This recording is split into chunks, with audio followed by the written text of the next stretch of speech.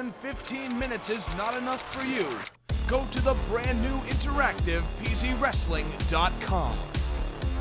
Catch up on episodes you may have missed, check out exclusive photos and videos on our Facebook, and join in on the conversation on Twitter and get a free DVD. For all that and much more, follow us on Twitter, like us on Facebook, and subscribe to our YouTube channel, PZWrestling.com. It's a .com.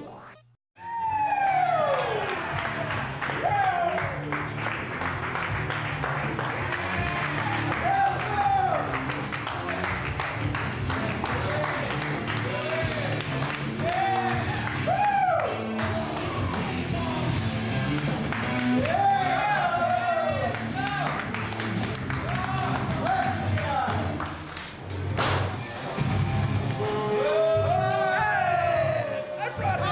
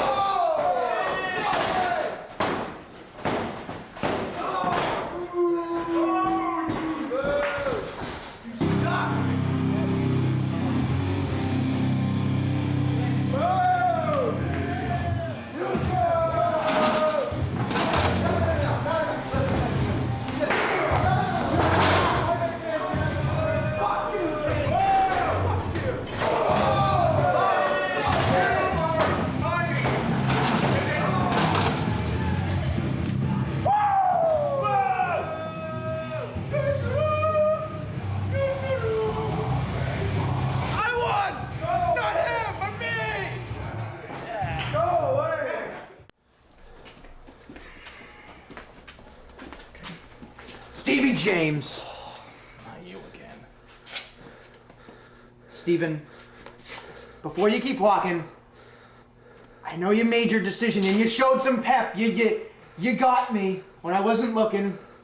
That's okay. Mm-hmm. Steven, you showed spunk, and I know you probably weren't thinking straight. You know, you were hearing the girls chant your name. You know, you're thinking with the little head, not the big head. I'm gonna give you another offer, Steven. Come and join us, because that's where you belong. Man, Steven. Adam, stop. I've already chosen my side. I know what side I want to be on, and that's with Derek Simonetti and Richie Sick. Okay? What do you mean? Steven, you got lucky. Okay, you got lucky. Lucky. You punched me when I wasn't looking at you. And you couldn't do it again if you tried. Two of a flinching.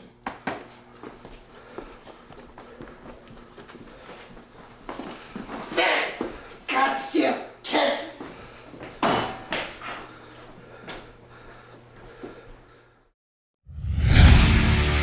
Let's get ready to rumble! Breaking your record and breaking your bones. On a warrior with a code. I jam your feet in your face with a fist.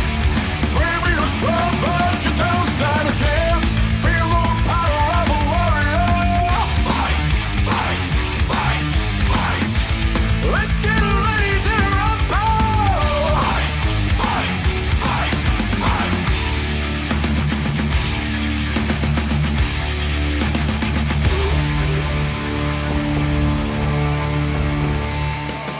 Tonight on Project Zero Wrestling Television, Adam Nestle has promised Richie Sick will not survive the evening.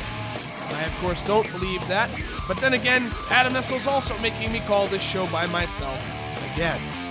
And better still, before we get to our main event, Adam Nestle has demanded that we air footage from this past weekend's Undercard Warriors of Derek Simonetti failing to find a fourth man for Warriors. Hey. Another question. Whatever it is, the answer is no. Look, we need a fourth partner. Like I said, the answer is no. Tell me, I don't think you understand. Look. What you don't understand is that you costed me my World Heavyweight Championship. God damn it, I didn't do it intentionally, Tommy. Yeah, you did. It's your fault, okay? Now I gotta live with that. Now I'm not the champion. Now what? You want me to be a partner? No. Dude, it's not my fault that they put you on Undercard Warriors. That's not me. That's them. Look, this is where I am now, and I'm done with PZW, okay? I'm done with that. Forget it. Forget all about it. Done with PC. No. Dude, this is bigger than me and you. This isn't about me and you. Yeah, sure, we've had some trouble, okay? This has been about me and you in the past, but tonight, and tonight alone, this is not about me and you. This is about PZW. God damn it, this is about family. That's the house that we built. Me and you. We made that fucking place. No, I'm No. You're gonna listen to every word I have to say. And if you still want to say no, you can say no. But the fact of the matter is, it's not just about PZW, but it's about family. If Richie's sick, if I can forgive Richie Sick, you can look me in my face and forgive me and go for the greater good and make PZW back to what it was. Because those sons of bitches moved in and tore everything that we worked hard to build down. And you're just going to let them... You know what?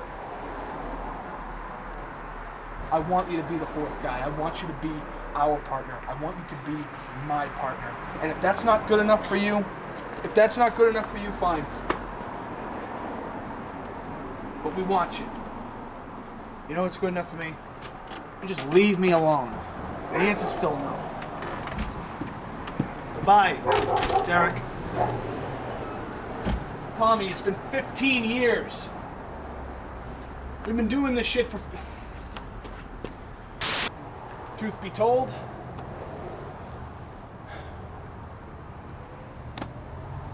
I don't think we can win without you either.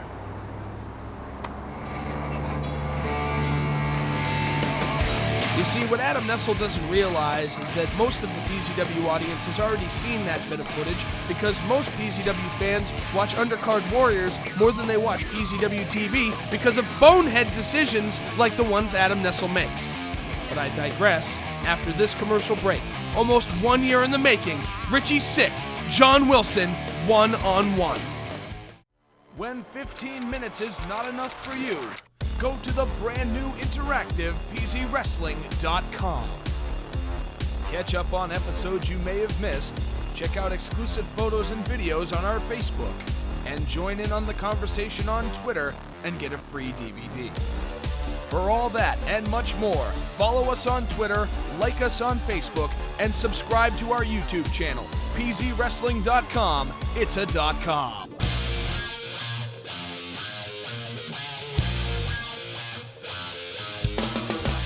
Hi, Rich. Remember me? KM Cash? Yeah, I bet you do. From the pizza shop? Remember the pizza shop? Remember John? The guy who put you in the hospital? Because I told him to? Yeah. He's going to, what's the word I should use? End you. Tonight on Project Zero Wrestling. And, I don't really think we have a chance. Come on. Look at me. Look at me. Richie Sick? Richie Sick is the glue. The glue that holds that team glue together. Tonight, I want you, he's like a little bug. I want you to squash him. I want you to squash him. I want you to do that. I want you to squash him, and then when he's dead, you want to squash him again. Do it. Do it now. Squash him. Squash him. You see, it's moments like that that make me happy because Adam Nestle is slowly losing his grip on PZW. As John Wilson makes his entrance to the arena to face Richie Sick, the man he threw down a flight of stairs, the man whose career he could have ended with one act of stupidity thanks to KM Cash. But tonight, John gets what he deserves. And the fans have not forgotten Richie Sick. Richie Sick, 100%, no ring rust, back in action, and John Wilson trying to blindside him with a clothesline. Duck under and both men hitting the ropes, and Richie leaves him hanging. Richie embarrasses John Wilson, and John attempts to get back, tries to bring him in the hard way. Richie lets go, and John Wilson spills out to the floor. My God, he could have just broke his collarbone, his shoulder. And Richie would have been 100% justified, and look what Richie's setting up for. Could we see a suicide dive from the Suicide Messiah? Big suicide dive out to the floor, and Richie Sick has got John Wilson where he wants him.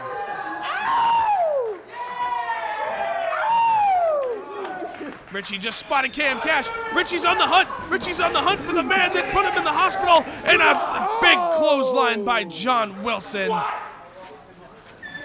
KM Cash averts disaster once again.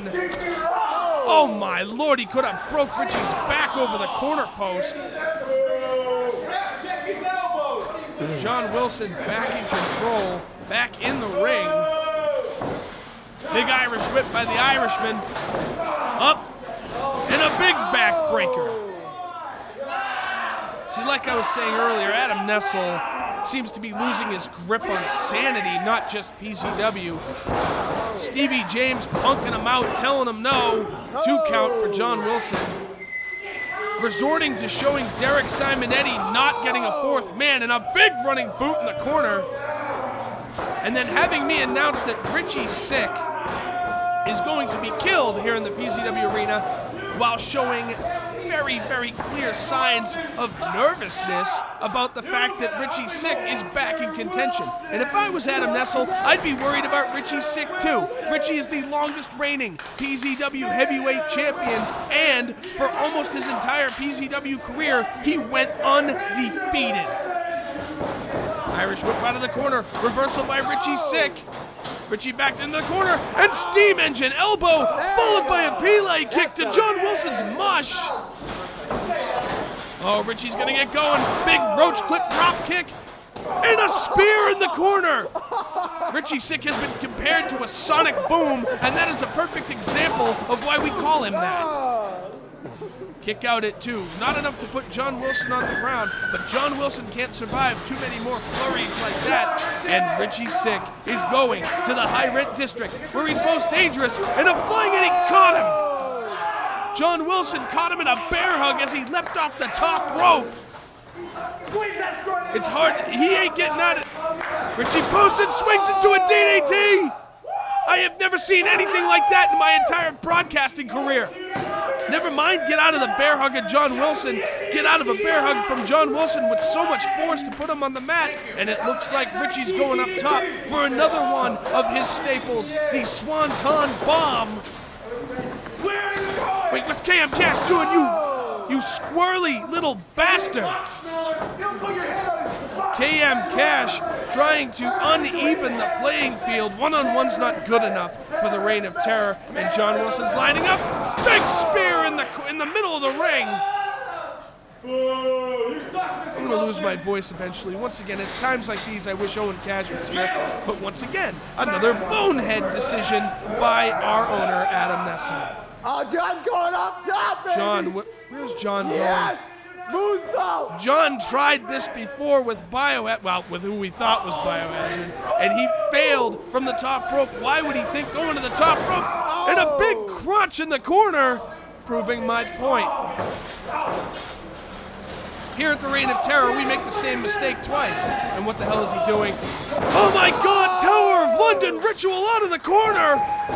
Oh, it's academic. News to Adam Nestle, your winner and still alive, Richie Sick. And you bet your ass we're taking it to a replay. Let's watch some of this action from earlier. Richie Sick, suicide dive. Big assisted, what we call the roach clip drop kick into a spear in the corner, and a big finish, ending him with Union Jack's favorite move, the Tower of London, out of a ritual in the corner, and it was academic. Wait a minute. We gotta get back to the ring. Malcolm Xavier is in the ring with John Wilson, and they got Richie Sick. What is this? No. What is this?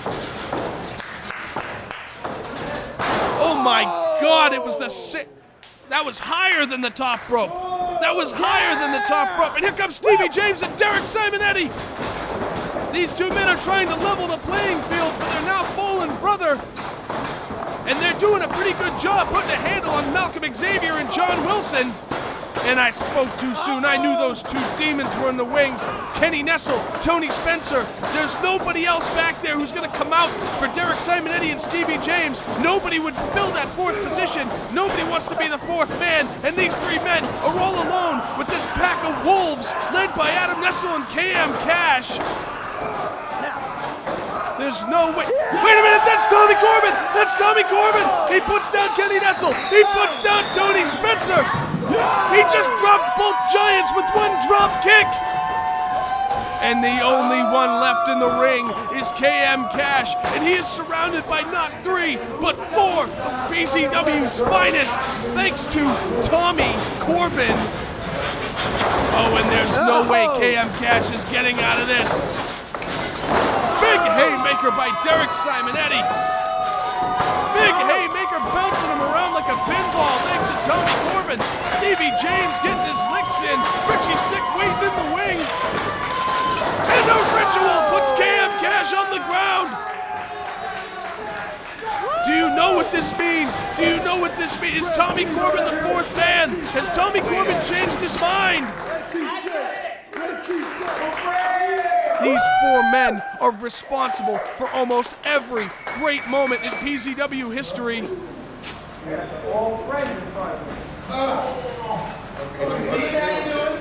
And there it is! Tommy Corbin is the 4th man! War Games is finally set in stone! The PZW faithful take on the Reign of Terror to decide the future of Project Zero Wrestling! Let's get ready to rumble!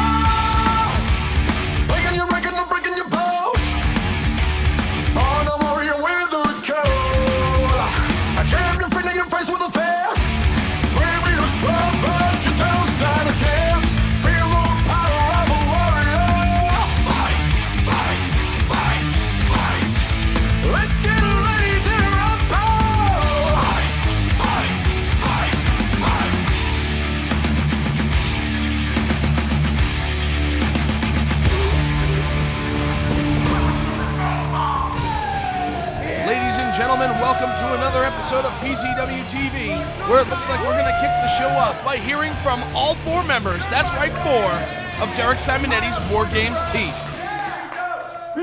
That's right! PZW, that's what we are! Standing in this very ring, we are the PZW! God, am I glad to hear those words from him. We're not a bunch of losers like the other guys! That's right. We see, you've got Richie Sick! Stevie James! Yeah! And yes, Derek Simonetti! But that's the problem. You see, guys, I'm not very familiar at looking at all your faces and then smiling after I do so. Yeah! I'm a man of few words. We're winning! That's a great point. Adam Nestle, you told me that I needed to find a 4th guy. Who better than the 2-time PZW heavyweight champion, Tommy Gorman? Yeah! Anytime PZW ever needed anything, I was always there at its beck and call, and I'd like to say that in the last, 3 years that I've done that.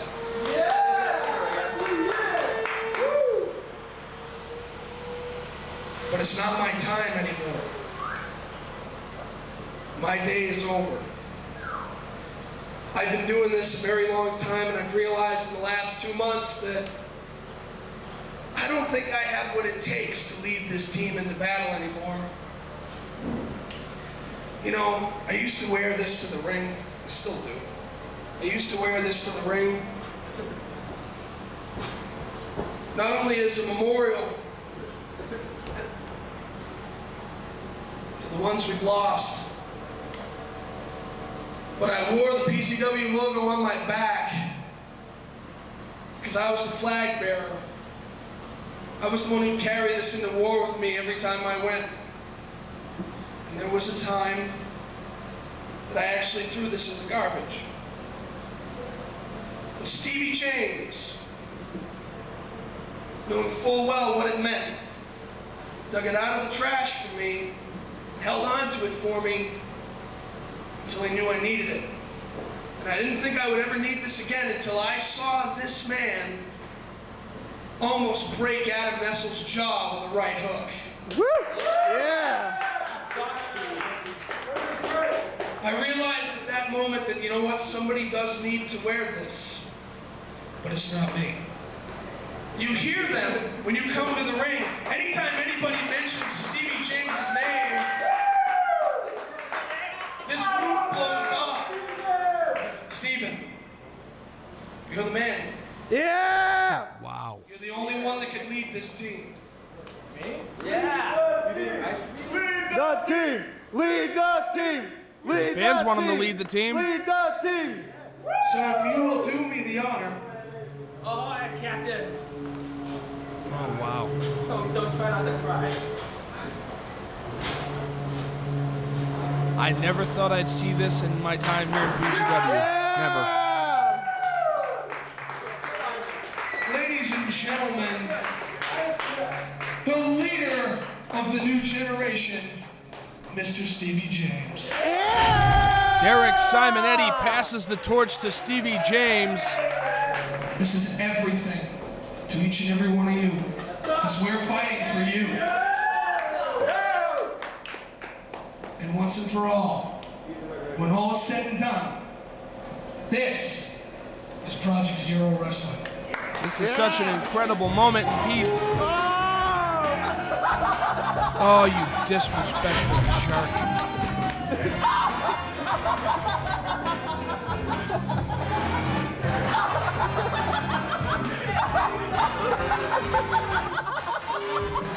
You know, you guys come out here, you keep talking about war. Let me remind you of a Chinese philosopher by the name of Sun Tzu, who wrote a book entitled The Art of War. That's a book, guys. It's a book. It's 2 covers with pages and words in the middle. You open them and you read them. Oh. Now, in Sun Tzu's The Art of War, he instructs people never to fight the enemy on their home turf. It just doesn't work. Now, I don't care how many times you've been in the ring.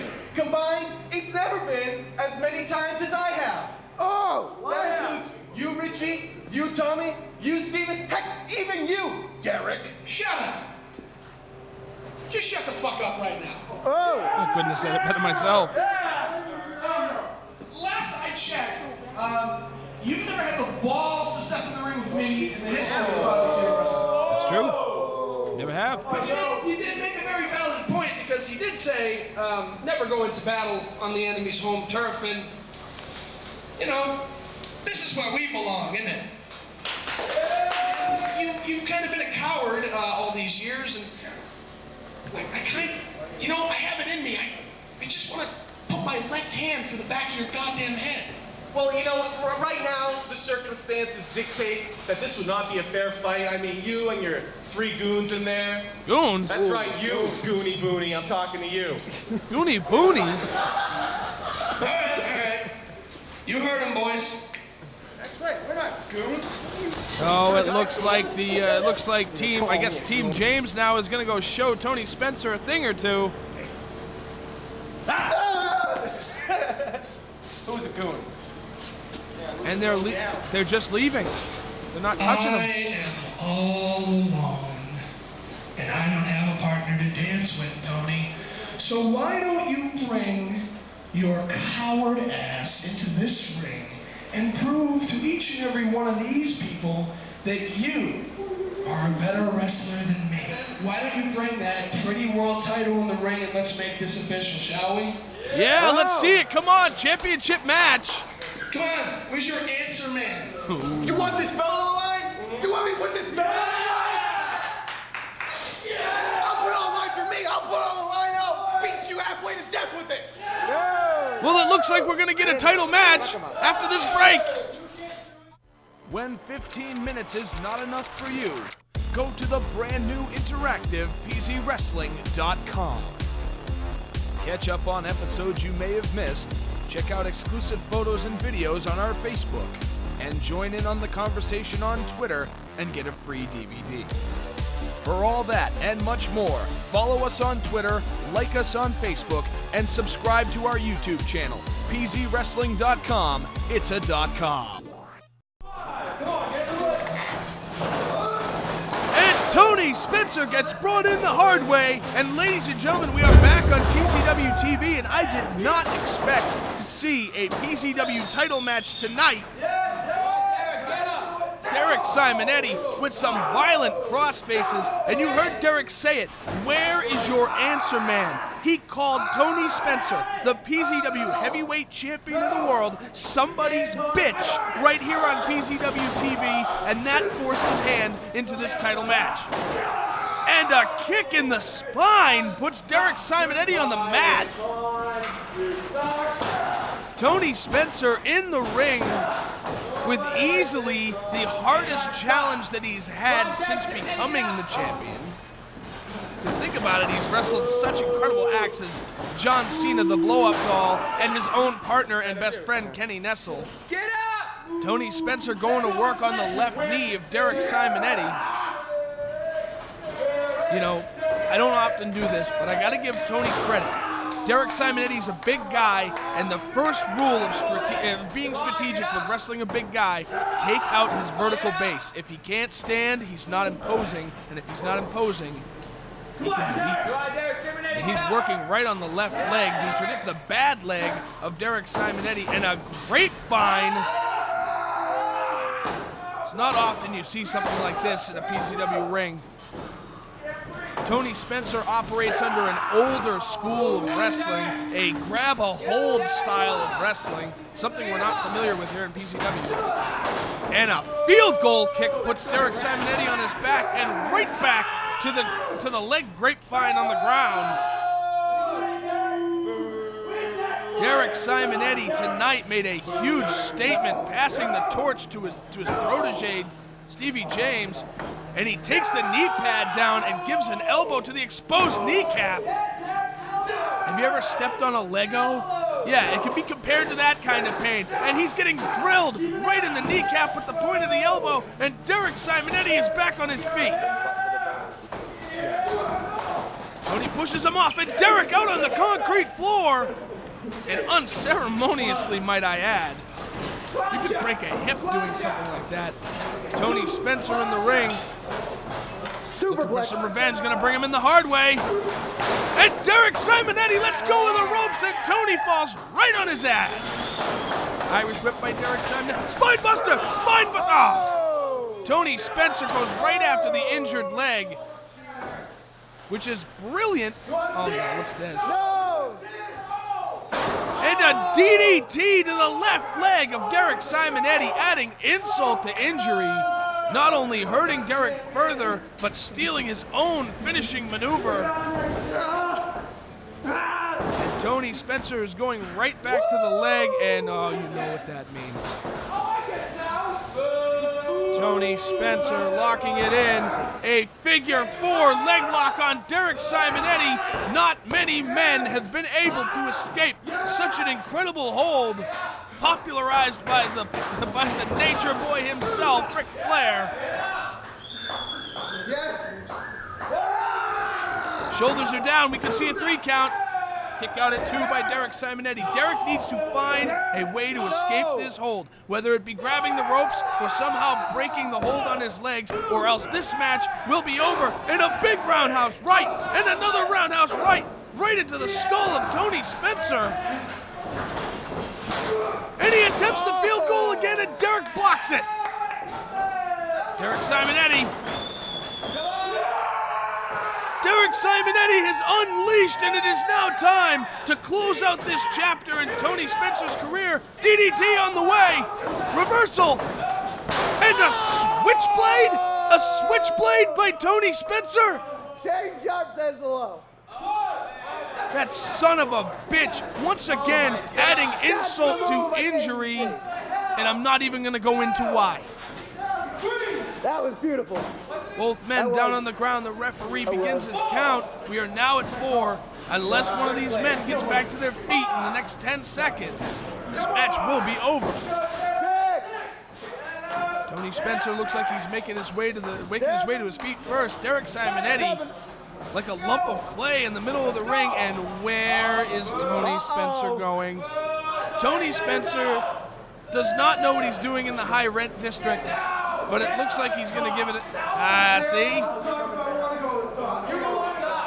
Tony Spencer slowly making his way to the top rope, bantering with the PZW audience, and Derek's up! And a body slam from the top rope by Derek Simonetti! Once again going for the DDT! Tony Spencer reverses it again! And a super kick right in the mouth with his bad leg! All Derek Simonetti has to do is roll over and pin him, and he will be the PZW champion for the 4th time! He's almost there!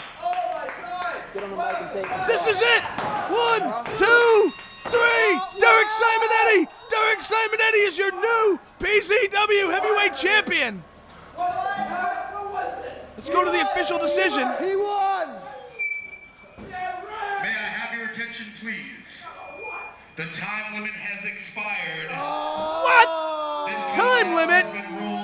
Time limit? Oh, isn't that convenient? We have a time limit expire in a Tony Spencer PZW Heavyweight Championship match in a promotion that doesn't even use time limits. Oh, something is afoot, but the official decision is Tony Spencer is still your PZW Heavyweight Champion.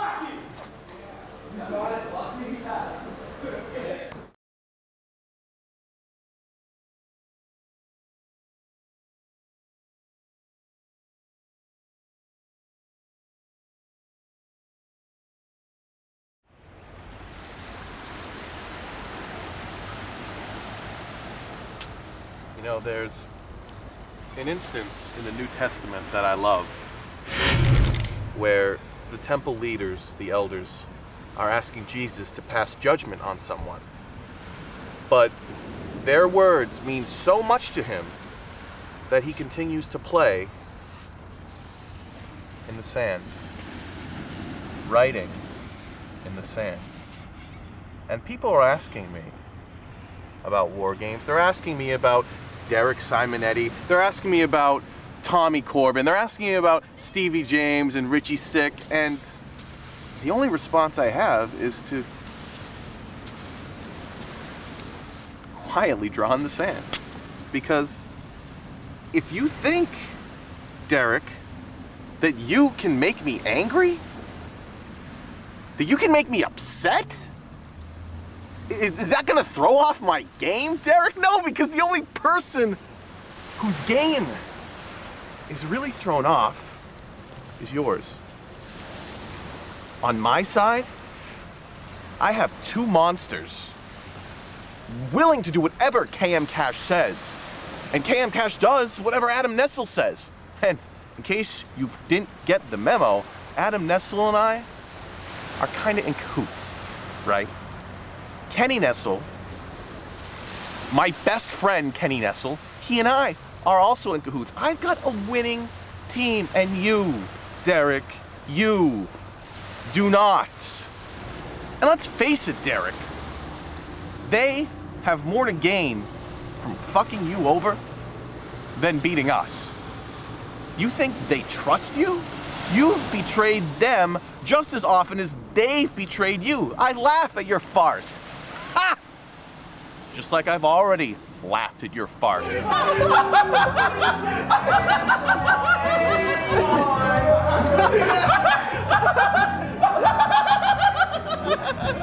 Derek, I'm not afraid. I'm afraid for you.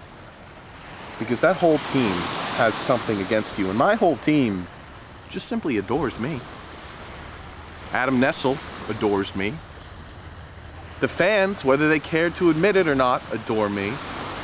Have you seen what I've done for PZW? Have you seen the amount of people who have responded to PZW because of me? Because of me having this, carrying this to the ring, holding it up over my head, proclaiming myself to be the very best. I am like a soccer team where every player is Pele. Do you realize this? No, of course you don't, because you don't watch sports and you're American.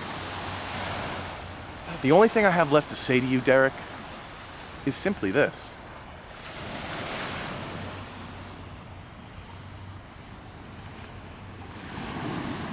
For those of you at home who may be a little cognitively impaired, this is the sand.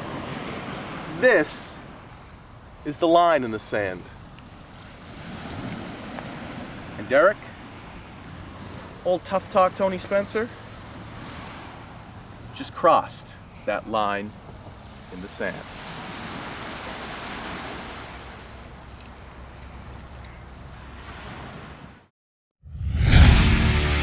Let's get ready to rumble! Breaking your record and breaking your bones. On a warrior with a code. I jammed your feet in your face with a fist. Baby, you're strong, but you don't stand a chance. Feel the power of a warrior. Fight, fight, fight, fight. Let's get ready to rumble! Fight, fight, fight, fight.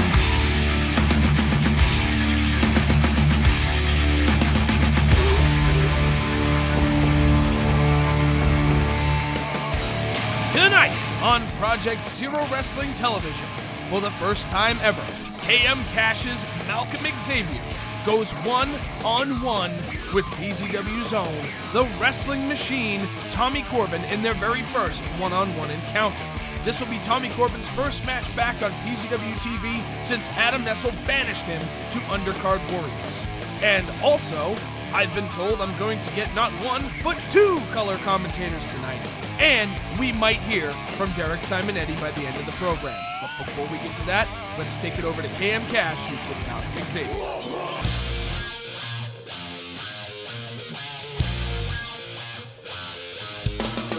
Hi, Tommy. Malcolm Xavier right here. I know you've never been in the ring with him. Let me tell you this. Look at this monster.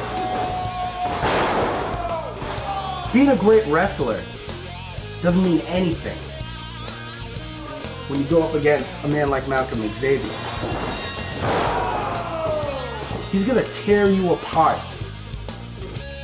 Literally. All right? One moment. Look at me. Tonight, you face Tommy Corbin. Yeah. What? Tommy Corbin. You need hurt him. Okay. He's the glue. Yeah. He's the glue. Glue that holds that team together. Okay. Mm-hmm. We should break him. We should break him. Break him! Break him! Break him! You understand me? Break him! Go!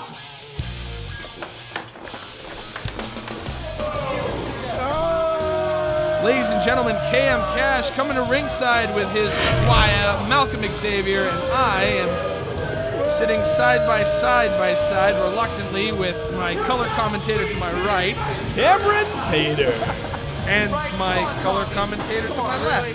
Yeah, I'm Smoke. What up? Smoke.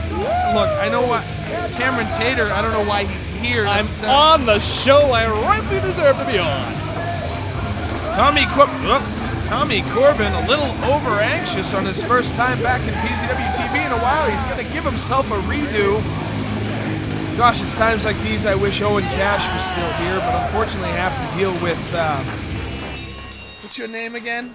Cameron Tater. And this guy in a hood. It must be stiflingly hot for you. I'm gonna try and just forget you were here. The hood is air conditioned. Tommy Corbin going for a big waistlock on Malcolm Xavier. Oh my God, that's Joey Warner. What the heck? Joey Warner got really big and black. Did you see? That's not Joey Warner. Malcolm Xavier got Tommy Corbin in a. Nice job, Joe. Fireman's carry into a big Samoan drop. Representing UCW. Oh yeah, that's where you came from. Kick out at 2 by the wrestling machine and an Irish whip into the corner. Joey! Up and down. That is not Joey Warner. He looks just like him. I'm almost getting a chance to say absolutely nothing. Thanks, guys. That's fine by me, Jeff. Wait a minute. You're the guy that Owen Cash calls me in the middle of the night in a cold sweat, having nightmares about. No, I know why. Look at the big beatdown coming from this monster. He's just taking Tommy Corbin to school. The School of Hard Knocks is in session, and Malcolm Xavier is a teacher. I can't even say it. He's not a teacher. I don't know it's a one-room schoolhouse of whoop ass. All right. Joey's pissed. Look at him. Big Daddy V. Malcolm backs up. Big charge into the corner, and he gets nothing. Joey Tommy Corbin out of the way. He's not Joey Warner. Joey's so stupid. And a textbook example of what not to do right in front of us. Tommy Corbin firing bombs, pushed off, and right back with an elbow in the mush. I'm running out of school at that. Jeez. Tommy Corbin once again back up in a big clothesline. Why don't you guys make yourselves useful and like do something? I could have done this all by myself. Bum bum bum bum bum bum bum bum bum bum bum bum. Is that Stan? Bum bum bum bum bum bum bum bum bum bum bum bum bum bum bum bum bum. Malcolm Xavier with some punches in the corner. Tommy Corbin with some punches of his own. Tommy Corbin going back and forth. Stand by meets. You two stop it. Tommy Corbin firing away with some right hands. And an Irish whip into the corner. Tommy Corbin going to charge. Malcolm Xavier moves out of the way. And a big move that doesn't have him standing, but stop it. Tommy's gonna be so pissed off when he hears Tommy this. Corbin knocks the big redwood down, and he's delivering knees to the side of the head. Can we see it? Flying silencer, and Malcolm Xavier is still on his feet. That's not Joey Warner. Get him, Thomas. And a second flying knee, and the big man is down. Considering the black and yellow Tommy's wearing, I'd have to call those some killer knees. Tommy Corbin with the cover. And a 3 count. Tommy Corbin has defeated Malcolm Xavier in their very first one-on-one competition. And what is this? Oh, no. John Wilson coming to the ring, and Tommy Corbin. Tommy Corbin's got nothing left. That is not kosher. No, I don't like kosher dog. Will you two be serious? There's a mugging going on in the middle of the ring. Thanks to Jen, here comes Stevie James. Oh, great. That's even better. I love Stevie. He's the guy who won that battle royal you didn't win, Smoke. Hey, I was very close to winning it. He's trying to clothesline him over the top, but he's too big. He's not enough man. I think John's feeling the power. Tommy and Stevie together, brother and brother, put John Wilson on his behind. Hands in the air, he's feeling the power. These two stand together just like they'll be with Richie Sick and Derek Simonetti at War Games. And I'm getting it in my headset right now. After this commercial break, we will finally hear from Derek Simonetti in a response to what Tony Spencer said earlier tonight. When 15 minutes is not enough for you, go to the brand new interactive PZWrestling.com. Catch up on episodes you may have missed, check out exclusive photos and videos on our Facebook, and join in on the conversation on Twitter and get a free DVD. For all that and much more, follow us on Twitter, like us on Facebook, and subscribe to our YouTube channel, PZWrestling.com. It's a .com. The night I put my hands on Stevie James and injured his neck the way I did, I made a demon that night. The night that Richie Sick almost bled to death in my hands, I made a demon that night too. The night I accidentally cost Tommy Corbin the PZW Heavyweight Championship, I made a demon that night. Tony, you're right. I've given my team absolutely no reason to trust me in my entire time here. They should all hate my guts.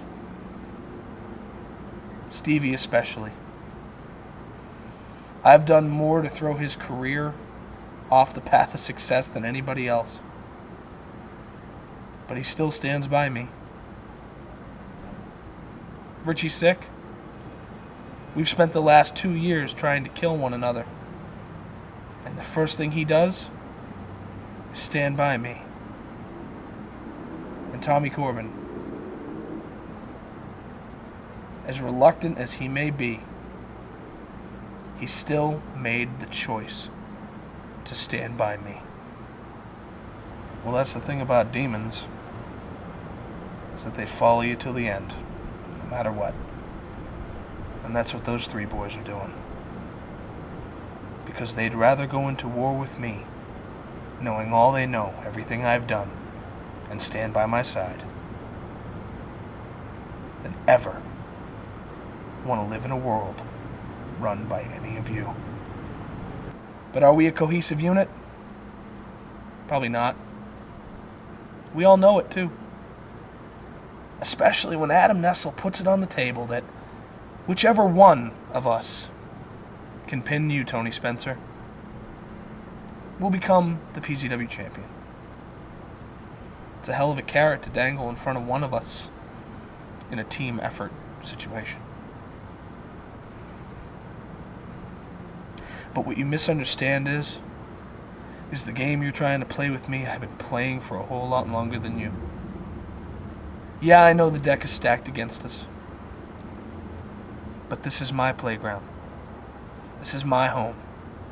Because once we lock that door, championship, no championship, we're going to find out who the better men are. When the bell sounds for the second time, Adam Nestle, I won't be leaving that building without your head. See you at War Games, boys.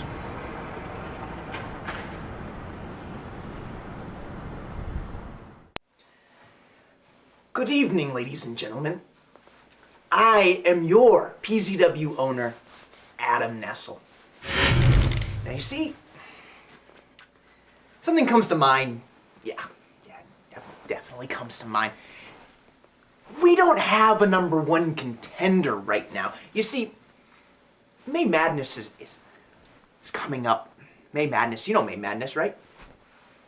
I made May Madness famous. That's the event that I made. Yeah. We don't have a #1 contender for the PZW Championship at May Madness. So we need some way to get everybody in the ring. Yeah. So that we can figure out who... We don't have enough time, do we? We don't have enough time. What am I gonna do? I'm the owner. I can figure this out. What can I do? I got it. Yeah, I got it. This is what we're gonna do. We're gonna put all those guys... Is it hot in here? It's hot in here. Is that light? Can you just... Bring the light down a little bit. No, not that low. Get it up! I work with people for free and they give you shit work. Okay, where was I? Oh yeah, May Madness needs a #1 contender. We put all 8 guys in the ring for what I love to do. You know it, I'm an innovator. A battle royal, and the #1 contender goes straight to the main event. Where's the board? Board. At May Madness 9. Yeah. I'm feeling that one. Okay.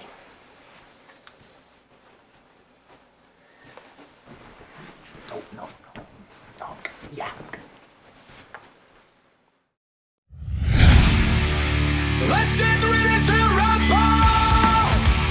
Breaking your record and breaking your bones. On a warrior with a code. I jam your feet in your face with a fist. Maybe you're strong, but you don't stand a chance. Feel the power of a warrior. Fight. Let's get ready to rumble! Fight.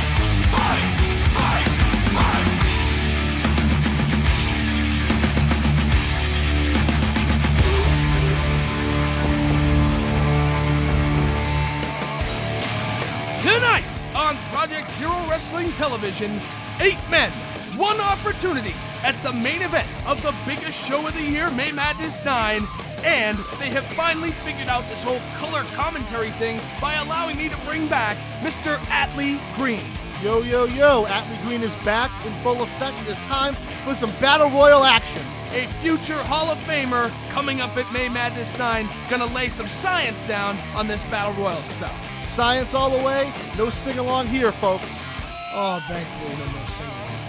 So let's take it to our main event in the ring. And there he is, ladies and gentlemen, the captain of Team, well, I guess you could call it Team James now for War Games, Stevie James, joining fellow partners Derek Simonetti, Tommy Corbin, and Richie Sick in this Battle Royal. Well, I gotta tell you right now, Adam Nestle knew exactly what he was doing in making this Battle Royal. He claims he was for the good of the company to make a #1 contender for May Madness, but no way, folks. And there is wait a minute. What is he doing here? What is he even doing in this match? This is a #1 contender for the PZW Heavyweight Championship. Why is the champion in the Battle Royal? Wait a minute. I've been handed a sheet to explain this.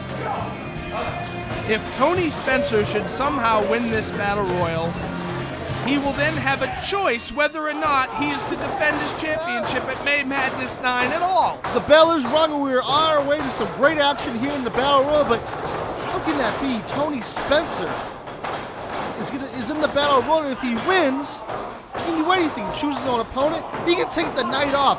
May Madness could be without a PZW heavyweight title match. And you want to talk about nerves. This is definitely because Adam Nestle, as you've seen at the top of the program, is losing his mind. I would like to say slowly, but not quite.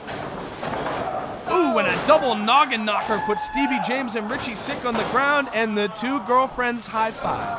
I have to wonder about the ramifications of War Games coming up, because let's say a member of Team James wins this Battle Royal and becomes the #1 contender.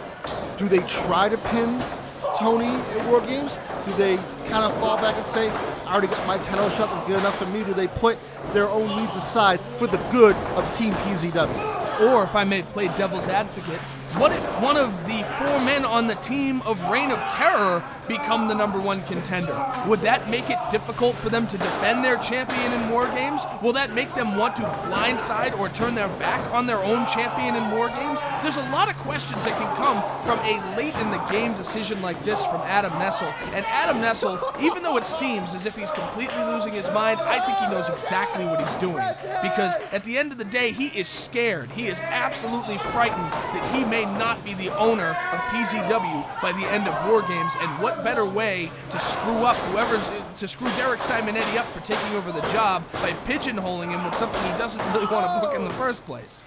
I mean, as we said, the ramifications of this Battle Royal are astronomical. And again, Tony Spencer, not only is Adam Nestle screwed over perhaps during a Terror or Team PZW, he may have just screwed over May Madness. I mean, why would you pigeonhole May Madness, especially if Tony Spencer wins? 2 big men in the corner, and it looks like Tony Spencer's going to go for the ride. Tony Spencer down, and And we have just lost our PG rating on this program. It's no longer a family show, folks. As the Reign of Terror commits. I can't even say it on this program. It'll probably be bleeped out anyway. Yeah, probably. Don't edit the thing. Tony Spencer's on the corner. Tommy Corbin's trying to throw him out. Derek Simonetti has Malcolm Xavier in the corner. Stevie James going to work. We are almost 5 minutes into this contest and no one's been eliminated, but ladies and gentlemen, we must take a commercial break. We'll be back after this. When 15 minutes is not enough for you, go to the brand new interactive PZWrestling.com. Catch up on episodes you may have missed, check out exclusive photos and videos on our Facebook, and join in on the conversation on Twitter and get a free DVD. For all that and much more, follow us on Twitter, like us on Facebook, and subscribe to our YouTube channel, PZWrestling.com. It's a .com. Ladies and gentlemen, we are back on PZW TV. No, don't you start that. I'm sorry. All 8 men are still in this contest. Wait a minute. Oh, he is at both feet, hit the floor. God. Are you kidding me? Derek Simonetti, not only was Derek Simonetti eliminated, but he was the first man out. I would have never called that. That was my pick to win the Battle Royal. Well, now that we're 1 short, who's your pick? I don't even know. I mean, right now John Wilson's looking tough. Malcolm Xavier is always dangerous. Of course, the clever PZW heavyweight champion Tony Spencer always weasels his way in and out of any situation. I'm speechless right now. I can't believe what I've just seen. Derek Simonetti has been eliminated and eliminated first. Those are words that I never ever felt. Wait a minute. John Wilson misses a clothesline on Richie Sick and knocks out Malcolm Xavier, but I don't know about you, man, but that seemed a little fishy to me. I have a feel, I'm not trying to start any tension between anybody, but I have a feeling John Wilson could have pulled back in time. Yeah, John Wilson had 30 seconds to pull away from that move and not eliminate his own partner. I mean, a Battle Royal is one of the most dangerous matches. Richie's sick! And Richie Sick is out. I mean, a Battle Royal is one of the most dangerous matches in professional wrestling. Injuries can happen at any time. Like right there, John Wilson shaking the ropes, sending Stevie James' equilibrium off, and John Wilson is out! You reap what you sow, John Wilson. You reap what you sow. He eliminated his own partner. I mean, at the end of the day, this is an every man for himself situation. Be that as it may, we're now down to 2 people representing Team PZW and 2 people representing the Reign of Terror. Tommy Corbin, Stevie James, the brothers taking on the champion and the younger Nestle brother. And they're spelling each other's names with punches. In case you couldn't spell, now you can. Wow, I'm surprised. Who out of this? We're down to our final 4. Who do you think is going to take it, Atlee? Right now, I gotta go with the wrestling machine, Tommy Corbin. I mean, Tommy Corbin, He's down with Team PZW. He's there for the cause, but you know the wrestling machine wants that PZW title back in the worst way. And think about it, what we're seeing right now on separate sides of the ring, we have the third best of the best finals with Kenny Nestle and Tommy Corbin, and we have arguably the best match of last season, the 2 out of 3 falls match between Tony Spencer and Stevie James, all taking place at the same time. And I gotta tell you right now, it scares the crap out of me that Tony Spencer is still in the Battle Royal. You know what? You picked Tommy Corbin. I'd pick Tommy Corbin too. He's the most rested. He's been off of PZW. He's had nothing to do but sit at home and be angry. There's no better shot at redemption than Tommy Corbin to win this Battle Royal and get the main event he has always deserved at May Madness. Tommy Corbin is definitely the favorite, but don't sell Kenny Nestle short. He's a tremendous athlete. He's always kind of the ace in the hole, if you will, and it wouldn't surprise me if he somehow pulled it out this evening. Former world's champion, too. And best of the best. Tommy Corbin off the rope. Wait a minute. Up and over, but he doesn't hit the floor. Tommy's on the apron. And a big forearm sends the wrestling machine to the ground. This is a dangerous situation for one Stevie James. And he's the only person standing in that ring right now that I would even want to consider picking, because I don't want either of these two men in the main event of May Madness 9. Despite the fact that it is every man for himself, this is the epitome of 2 on 1.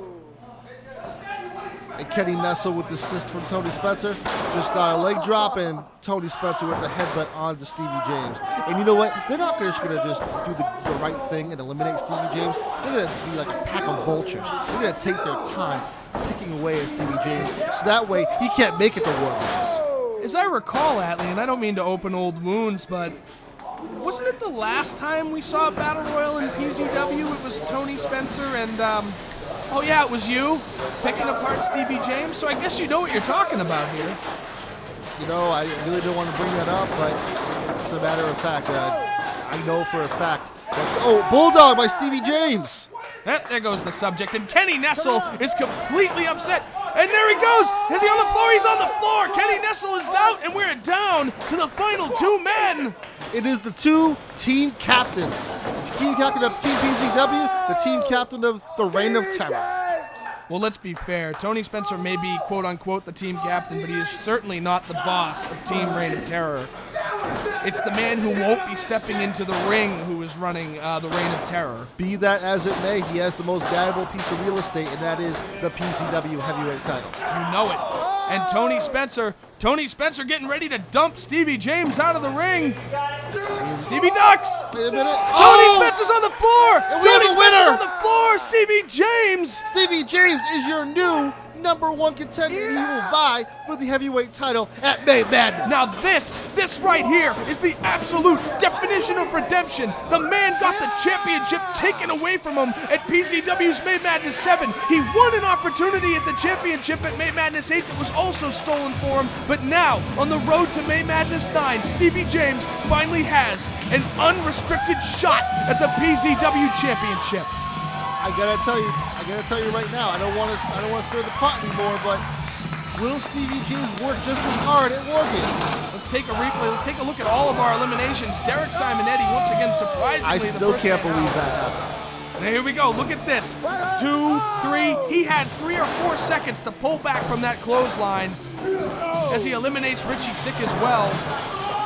Taste of his own medicine, being thrown out himself. Tommy Corbin, we thought he had a chance because he landed on the apron, but one big forearm from Mr. Punch. Stevie James puts an unsuspecting Kenny Nestle out to the floor, and then the big one, surprising us all, Tony Spencer basically eliminates himself from the Battle Royal. And it looks like Team James is in the ring celebrating with their captain and #1 contender. This may be the sight you see come May Madness as Stevie James perhaps becomes the heavyweight champion of Project Zero Wrestling. Or could this #1 contendership cloud the judgment of Stevie James? The War Games just became a lot more interesting. I didn't even know if that was possible. War Games is going to be one hell of an event. And War Games is next week. We settle it all in 1 week. Let's get ready to rock.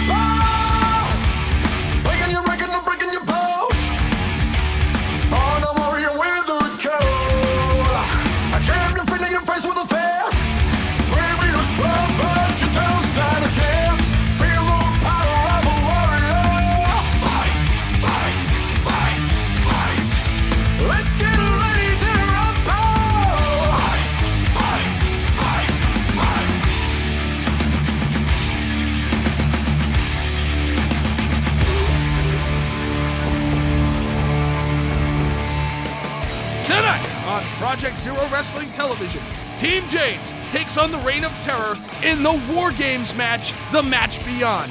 Everything is at stake, including and most importantly, the future of Project Zero Wrestling. Without a shadow of a doubt, this is one of the biggest nights in the history of PZW. Everything is on the line in this match. One will rise, one will fall. We wanted to get final words from both teams. Unfortunately, Shane Daly, acting once again as an interview person, was unable to get an interview with Team James. However, the Reign of Terror seems to have all the time in the world to share their thoughts before this monumental match. So let's take it over to Crystal Methodopoulos III with the Reign of Terror. I'm here with PCW owner Adam Nestle. Thank you. You announced my name. You can leave and go make us sandwiches. Bye-bye. Bye-bye. And slam the door. Slam the door. Thank you. Oh! She slammed it. It's got time of the month, gentlemen. Jeez. War Games. War Games. War Games. War Games. I'm going to let you look at each of my men. Each of the men. Kenny Nestle. My brother. Get a look at this man. This man right here. He is a former Project Zero Wrestling champion. Champion. That's right. This man, Malcolm Xavier, he embodies anything that these men have out there. He has all the strength, all the skill, and most importantly, all the power that you need to succeed. He's got power, success. And now, over to my man, the Beast, John Wilson. This man will break any person into 2, maybe 3, depending on the day. 3. Maybe 4. 4, 5. Maybe 7. 12. John is a human wrecking ball. He destroys what gets in his way, doesn't he? Oh, in his way. It's gone. Dead. Done. Thank you. Of course, there's KM Cash. KM, say hello. Yo.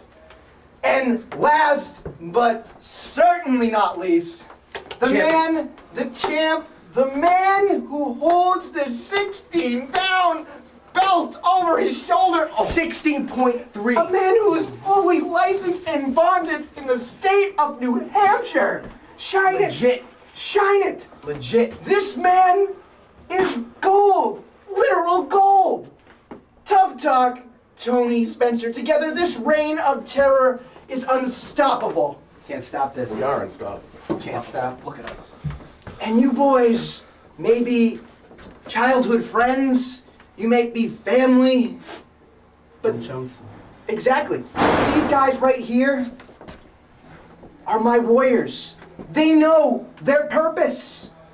They know that all it takes right now is for us to win. This man knows win, success. Every person here knows what success looks like. And in case for all of you guys watching us right now, I'm gonna steal something out of this man's page. In about 5 seconds, we are all gonna show you what greatness looks like. Ready? What it looks like. 5, 4, 3, 2, 1. Here it is. Greatness. All of us. So boys, you better go and kiss your ass goodbye. Because tonight... Stop making up excuses.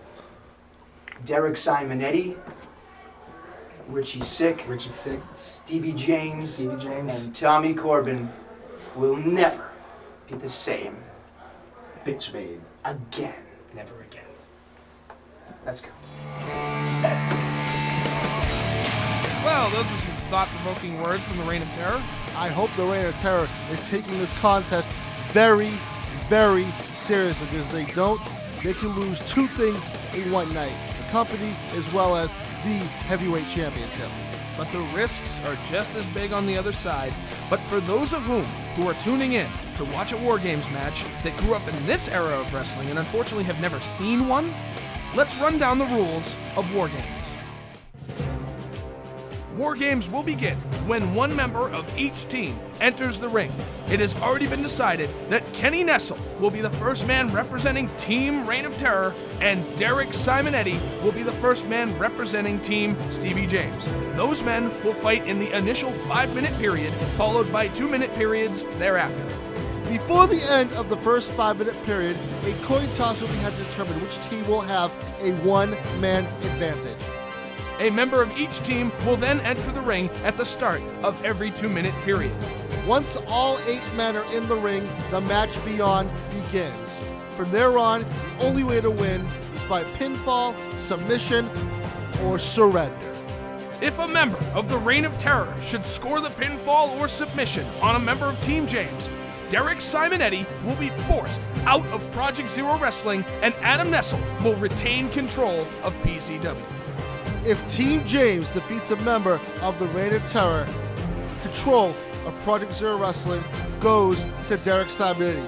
Also, if Tony Spencer is pinned by any member of Team James, he loses the Heavyweight Championship. And Derek Simonetti has gone on record to say that if his team wins tonight, he wants 5 minutes alone with Adam Nestle immediately following War Games. The time for talk is over. The time for action is here. Let's send it to the ring for the match beyond.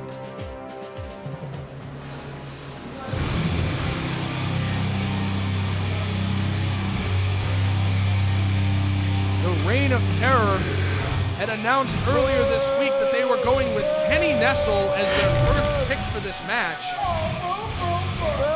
I would have to imagine it has to do with his being the fact that he's young, he's agile, and he can come back from just about anything. But the experience of Team James' first pick, there you see him, Derek Simonetti, is all business tonight. As he said, the time for talking is over.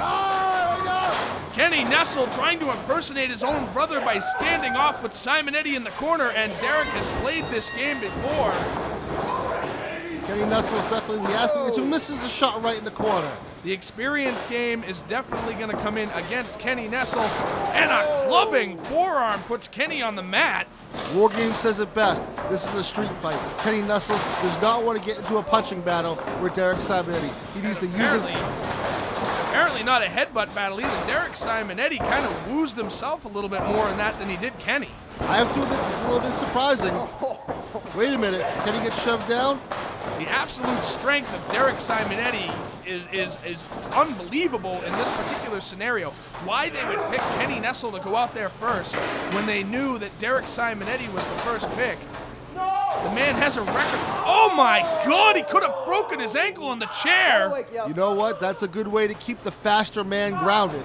Derek Simonetti realized he has 5 minutes with Kenny Nestle all to himself. And keep in mind, this is the same man who turned his back on him earlier in the DDT on the ankle. He could have just blew his knee out. I know exactly what he's doing. If Derek can incapacitate Kenny Nestle, the match now becomes 4-on-3 in favor of Team James. And it won't matter who wins the coin toss. If he takes one member of the team out, it'll always be an advantage.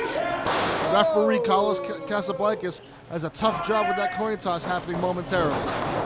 And a flying clothesline puts Kenny Nestle into the 4th dimension. And now Kenny Nestle has the chair shot in the stomach.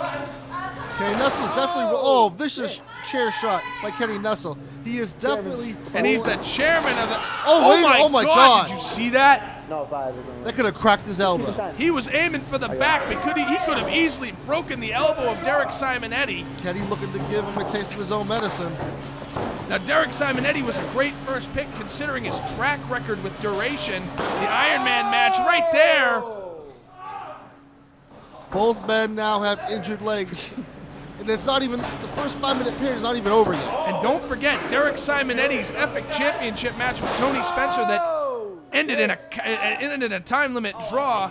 That's the one thing Derek Simonetti walked out with mostly is an injury to his left leg. And if anything, Kenny is re-aggravating it now in the first 5-minute period. I gotta say, I like Kenny Nestle rolling up his sleeves and getting down and dirty. My God, a golf swing with a chair could have easily broken the ankle bone of Derek Simonetti, and he can't even stand on it. Things are not boding right now for Team James, Derek Simonetti. I think we're gonna get the coin toss now. Let's take it to the back. Carlos Casablancas flips the coin. And judging by the reaction, Adam Nestle seems to have won the coin toss, which means at the end of this period, another member of the Reign of Terror will come out to join the fight.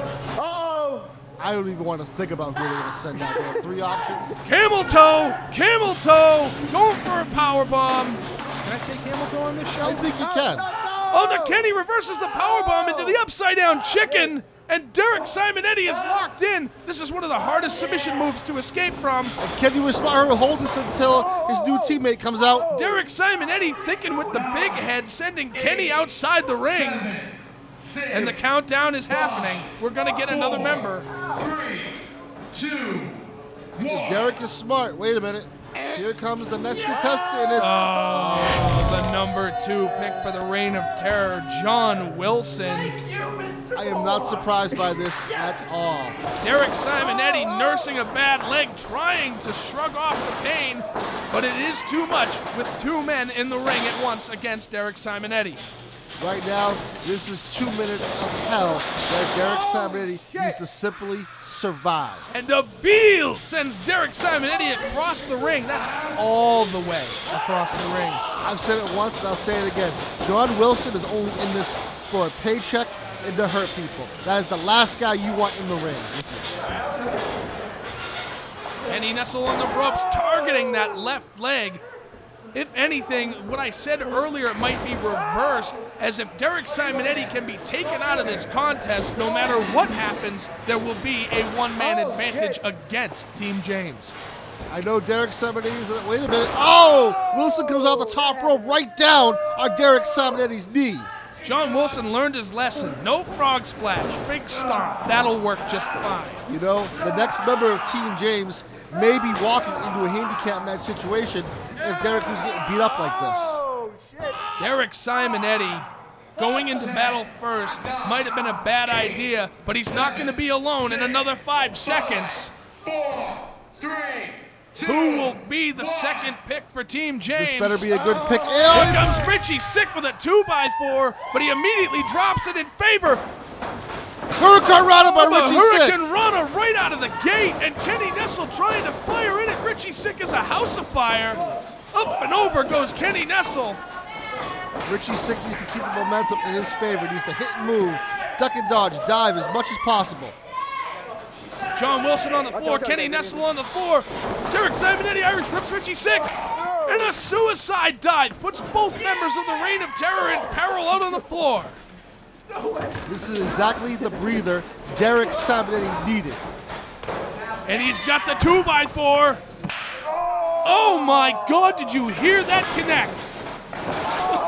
Richie Sick with a somersault kick in the corner on the John Wilson. Going for the roach clip drop kick right in the groin.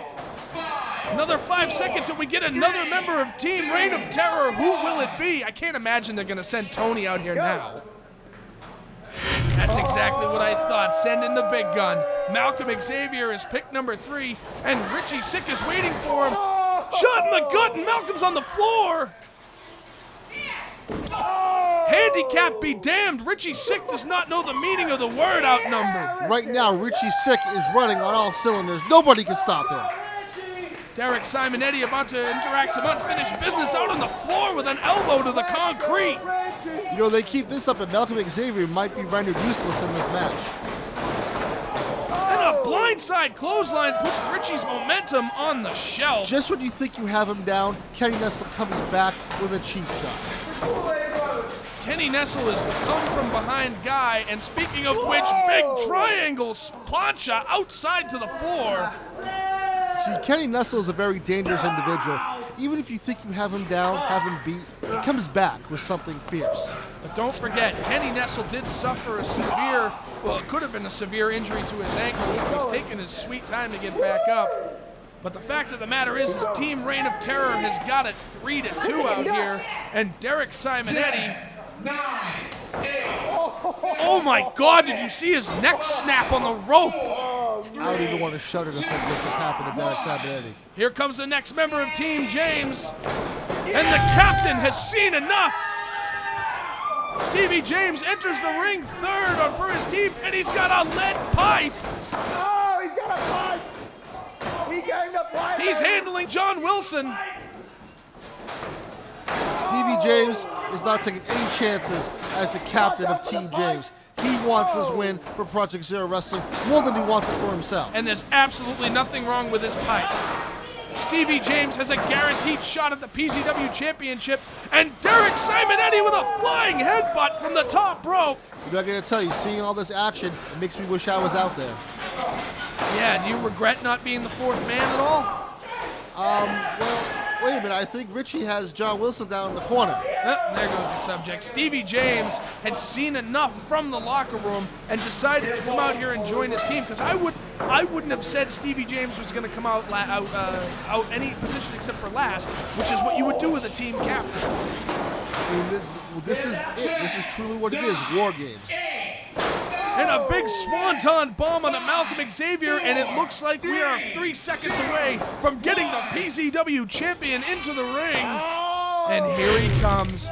And he didn't come alone. What's he got in his hand? Is that a Catholic Church paddle? Are you kidding me? Tony Spencer will stoop to any level. And he's spanking the ass of Stevie James with that paddle. Right in the lower back. Oh, and he's sizing up Derek. Right in the face! And a flying drop kick puts Derek Simonetti back on the floor. I gotta tell you right now, Tommy Corbin needs to come out here soon if there's any chance of PZW to win this match. And he needs to come out swinging, or this match might already be over, because right now the numbers game has taken over. The PZW champ is biding his time. Look at him. He's not attacking anybody. He's not running around. He's not losing his stamina. He's staying in perfect conditioning to make sure that he will not get pinned. And Kenny Nestle's got Richie Sick strung out for a hanging DDT. Right now, I bet Kenny wishes he could pin Richie Sick. He cannot until Tommy Corbin enters the contest. 3 more seconds and the match beyond begins. And here he is, Tommy Corbin, metal chain wrapped around his fist, and Carlos Casablancas has locked the door. There will be no exiting the arena until this match is complete. And look at Tony Spencer getting out of there. Like I said, he is biding his time. He does not want to get hurt. He does not want to get tired. He does not want to put himself in a position to lose that title. But Tommy Corbin, in like a house of fire. Big elbow. I'm going to tell you right now, Tony Spencer's doing the smart thing. He has the most to lose in this contest. Not only can he lose his meal ticket, he could also lose his championship. And a big assisted flying clothesline from Tommy Corbin. Malcolm Xavier is down. Tommy sized him up. What's this? Bouncing off the ropes. And vicious knee drop by Tommy Corbin. And can you see what Stevie James is doing? Stevie James is clearing the ring of obstacles. He knows he's got a guaranteed shot. He wants to give another member of his team the opportunity, and he just took down 2 pins with 1 shot. And Tony Spencer's got a chair. Tommy Corbin's gonna get whacked with a chair. Super kick by Derek Simonetti. Derek Tony Spencer Simonetti is down. just super kicked Tony Spencer's head right off his neck. But he's not going for the cover.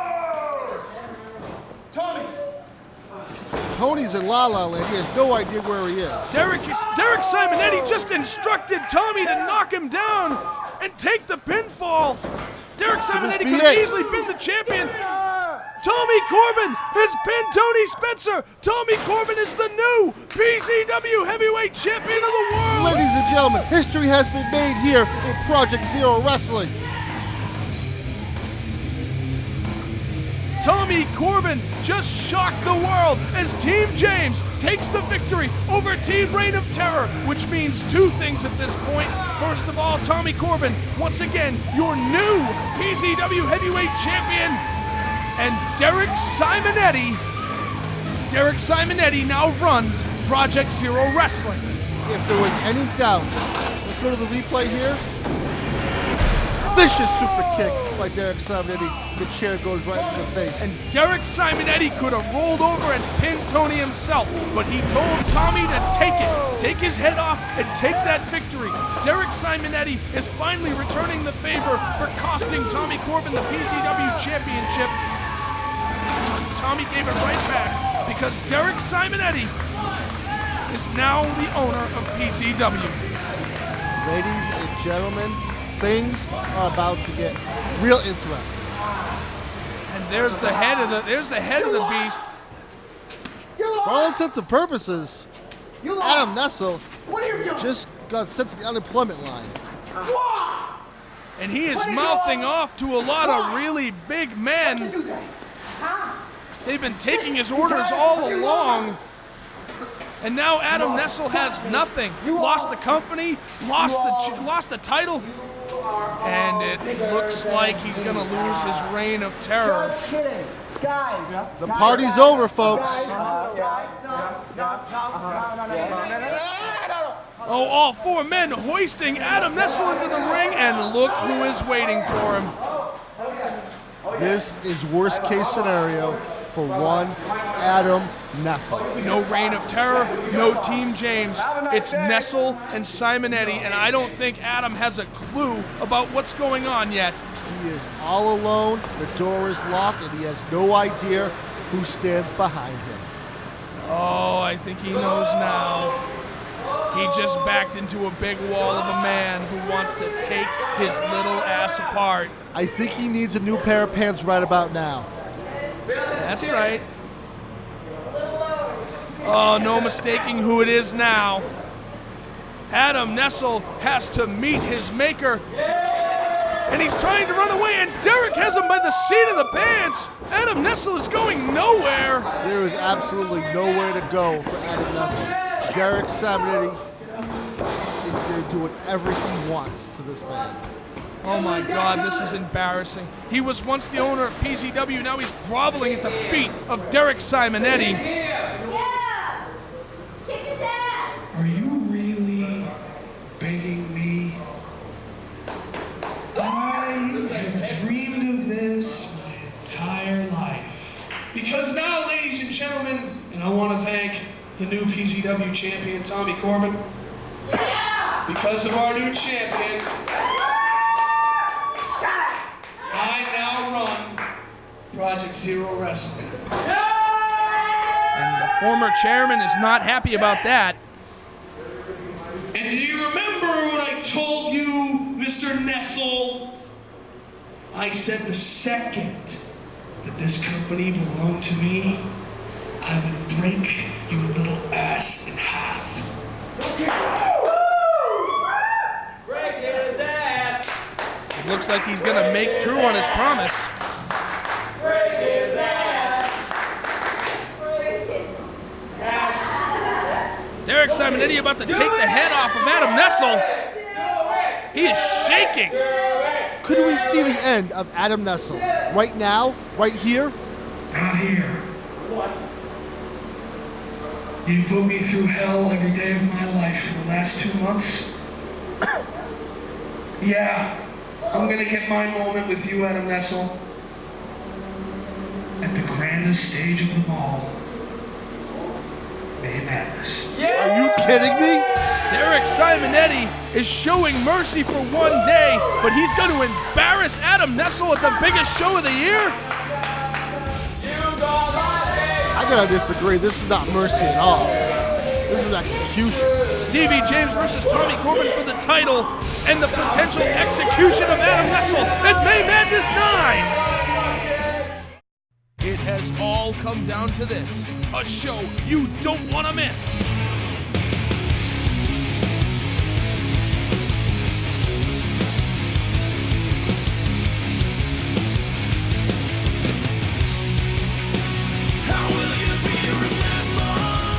Project Zero Wrestling presents May Madness 9.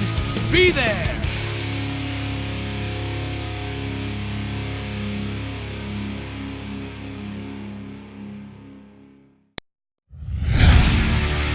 Let's get ready to rumble!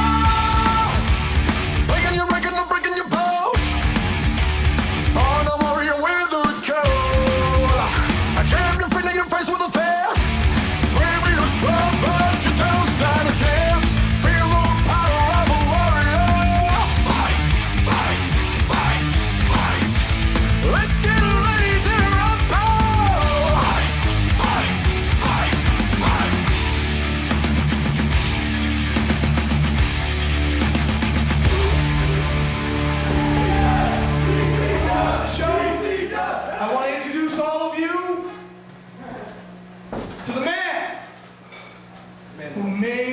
this possible for me, who allowed me the opportunity to become the owner of Project Zero Wrestling, the man who pulled my ass out of the fire at War Games by stepping into that fourth spot.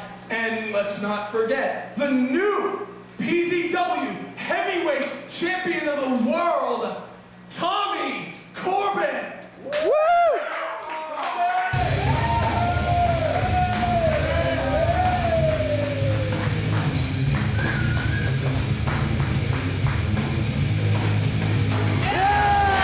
By virtue of his pinfall victory over Tony Spencer at War Games, this man, Tommy Corbin, is now a 3 times PZW Heavyweight Champion, and he will headline the biggest show of the year with that title. Now, the reason the champ doesn't have the belt, and I do, is because I wanted to be the man that I am, and thank you, face to face, for saving my ass when I needed you. And in return, I would like to personally hand you the belt that you earned.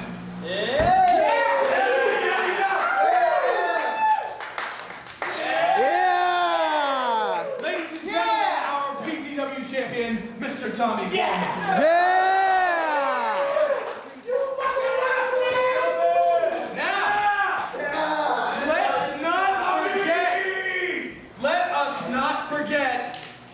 That there's one more dance partner missing for tonight's main event.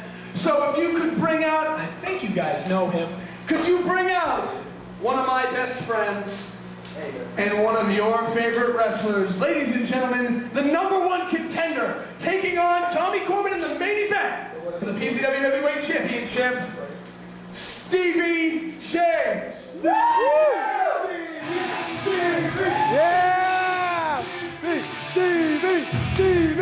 You want to talk about a guy that defines the word underdog? Look no further than our #1 contender, Stevie James. He won an 8-man over-the-top battle royal to get his shot at May Madness, and believe it or not, this match should have happened at May Madness 7. 3 years later, here we go. So let's do this for each and every one of these people. Tommy Corbin, heavyweight champion of the world. How does it feel? How does it feel being back at the top? You see, back at the top is where I belong! Yeah. I walked into War Games, literally walked into War Games, took out those jabronis, and got back what I truly deserve. That is the PZW World Heavyweight Championship. And now, I've got the biggest honor of all. The last match, PZW. The last match this company will see will feature the World Heavyweight Champion, myself, going one-on-one with his very own younger brother, Stevie James. Deja vu. You see, I was cheated once from May Madness. When I first got to this company, I thought that I was on top already. But you see, that first May Madness that I went to, where I was supposed to face you, I wasn't on top yet, because I knew I had to prove something by beating you.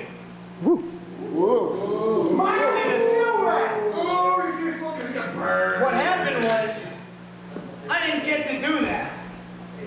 You see, you were injured and I had to get this belt handed to me.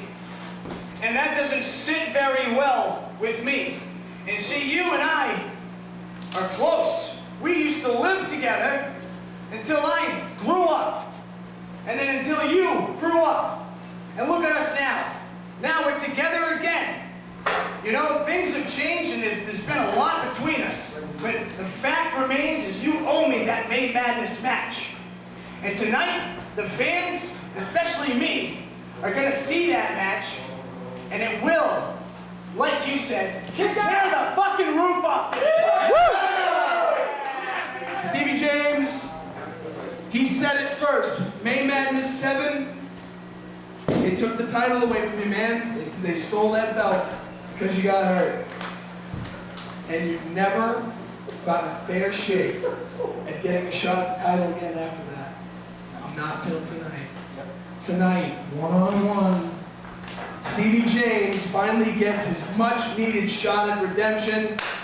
Right. Stevie James, how do you feel about having to get that redemption against your older brother? Well, you see, ladies and gentlemen, I feel proud. I feel great. May Madness 9 is tonight. In the main event, World Heavyweight Championship on the line. Tommy Corbin, my own brother, versus me. Yeah! Woo!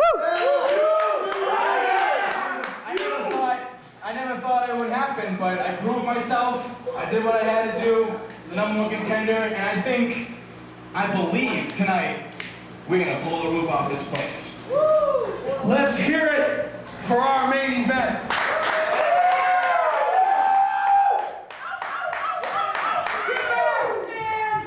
Let's go. Yeah! All right.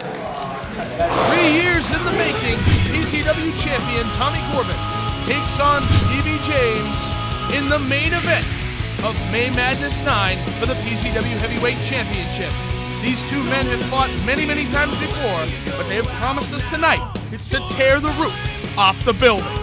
I'm glad that I can bring that main event to May Madness 9, a match of that caliber will certainly go down as one of the better championship matches here in Project Zero Wrestling. But before that tonight, I must get on to more important business, the matter at hand having to... Judging by the look on Derek's face, the matter at hand did not concern Tough Talk Tony Spencer, but he has found it upon himself to come out here anyway. It's hard to go. When does this guy not have something to say? Now I stand before you today as Tough Talk Tony Spencer, the most decorated professional wrestler here. I hold before you the Granite State Championship. And since I never lost it, and I never will, I am the eternal Granite State Champion. I am also one half of the NWA Liberty States Tag Team Champions. That's right. While you're in league with no one, I'm put in the same chair as the Road Warriors, as the Midnight Express, as Gene Kiniski, as Ivan and Nikita Koloff. That's right. I carry on that legacy by holding this NWA gold. But the other thing is, Derek, see, this Granite State Championship I hold before you, it's not just a championship. It's also the reason that Switchblade Shane Sharp turned tail and left this stinking pothole of a company. So I just want you to take a good long look at this. This is why I'm up here, and this is why you're all the way down there. So let me just clear something up for each and every one of you, just in case you don't know. Granite State Champion. Front Row Wrestling, Granite State Champion. No longer means a goddamn thing. Front Row Wrestling folded not too long ago, making that belt absolutely meaningless. And let's talk about this right here. NWA Liberty States Tag Team Champion under the affiliation of a company that fucking died. 1992. The NWA hasn't been fucking relevant for almost 20 years. So basically what you're telling me is, you're standing in the ring holding 2 pieces of tin you think make you a wrestler after coming off of losing the Project Zero Wrestling Championship.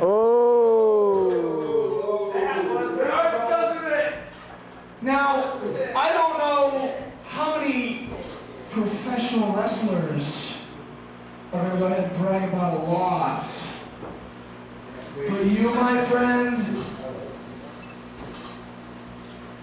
you're just fucking pathetic. Oh Oh, that comment did not sit well with the Granite State champion of New Hampshire. I think he might swing on him.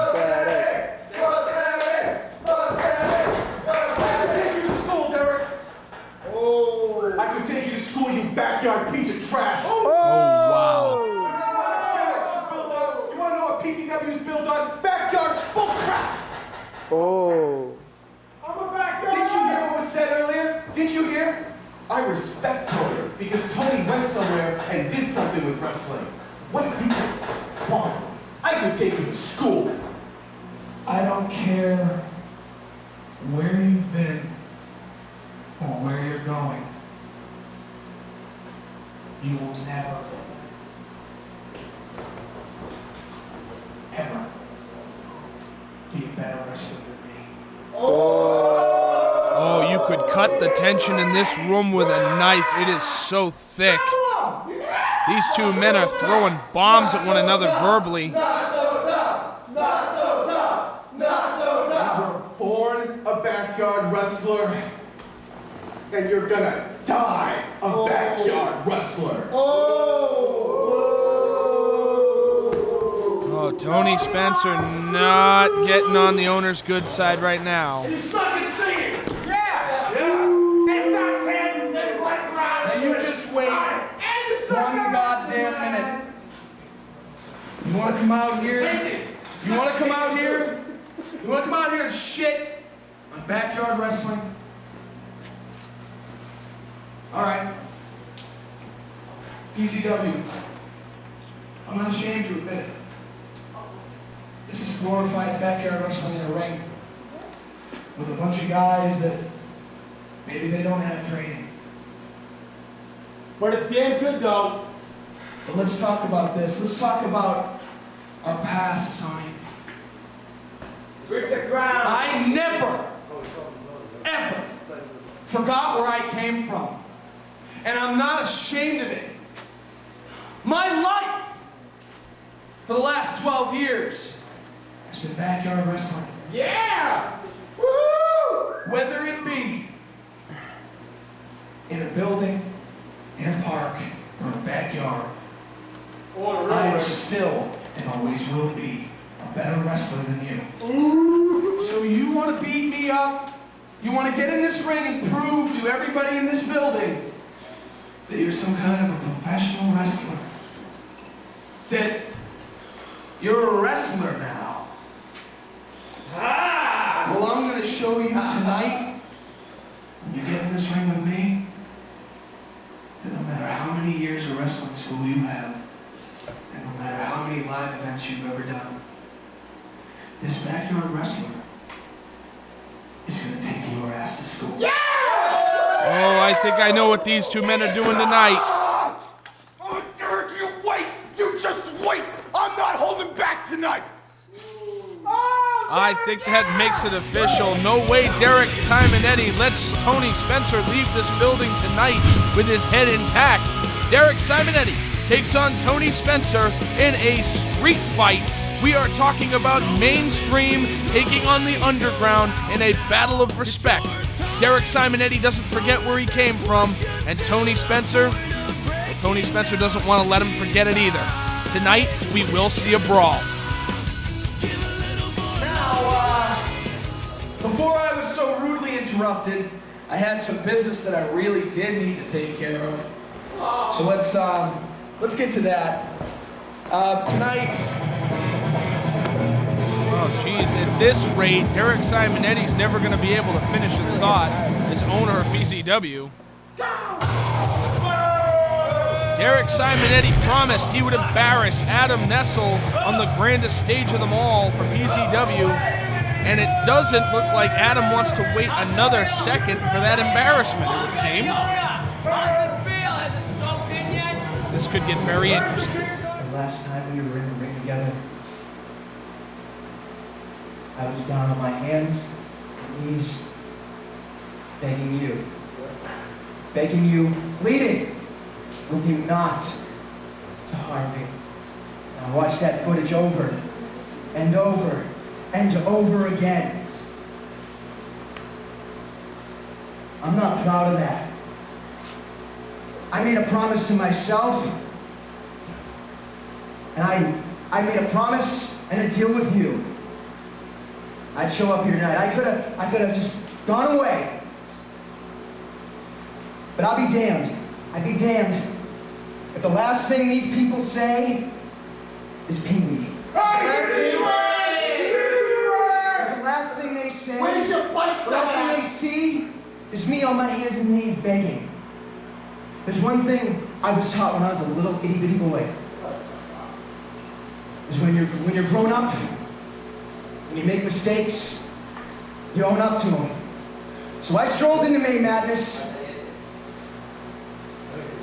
I'm keeping my end of the deal. Justice will be served just the way you wanted it. People want to get justice tonight. You want to see justice being served tonight?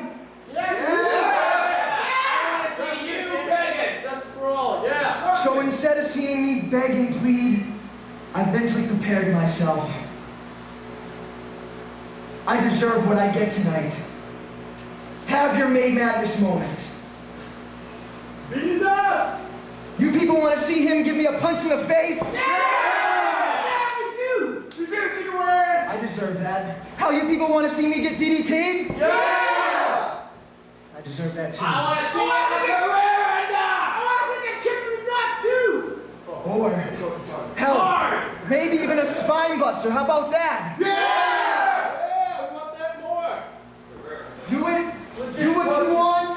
RKO! Make it quick. But have your moment. I'm standing right here, and there's one thing you know about Adam Nestle. I'm going down swinging. Choco! Ever since you came back, all you've done is complain. Yeah! Complained about me. You complained about me. You complained about each and every one of these people. Hell, at the end, you complained about the people you surrounded yourself with. Yeah, we don't like you. And now you're out here by yourself. And you have complained about a lot of things. But the one thing that you haven't complained about the entire time you've been here is your back. The one thing that kept you out of this ring. You haven't said a goddamn word about that back. No. And ever since you've been back, I see you jumping around, I see you dancing around.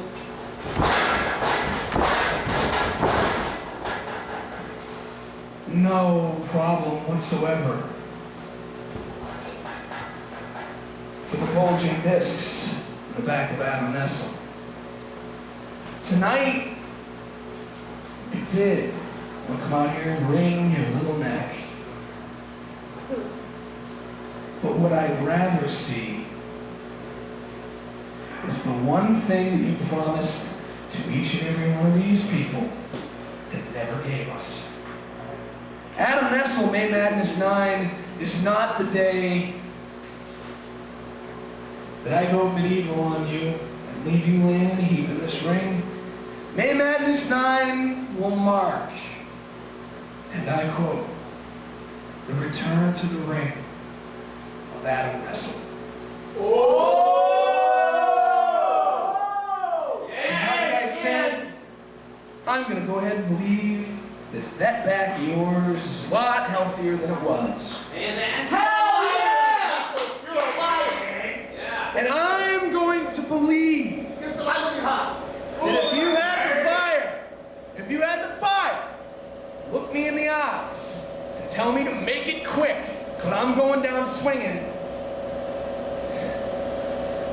There's still fire burning in that belly. Oh yeah. So my question, not only to you, but to each and every one of these PZW fans, is do you want to see it? Yeah! It certainly sounds like they do. Do you want to see? And that song can mean only one thing. There is one person missing from this conversation, and it's none other than the younger brother, the man who put Adam Nestle on the shelf permanently. How dare you talk about Adam Nestle like that? How dare you treat my brother like that? He's a former PZW heavyweight champion.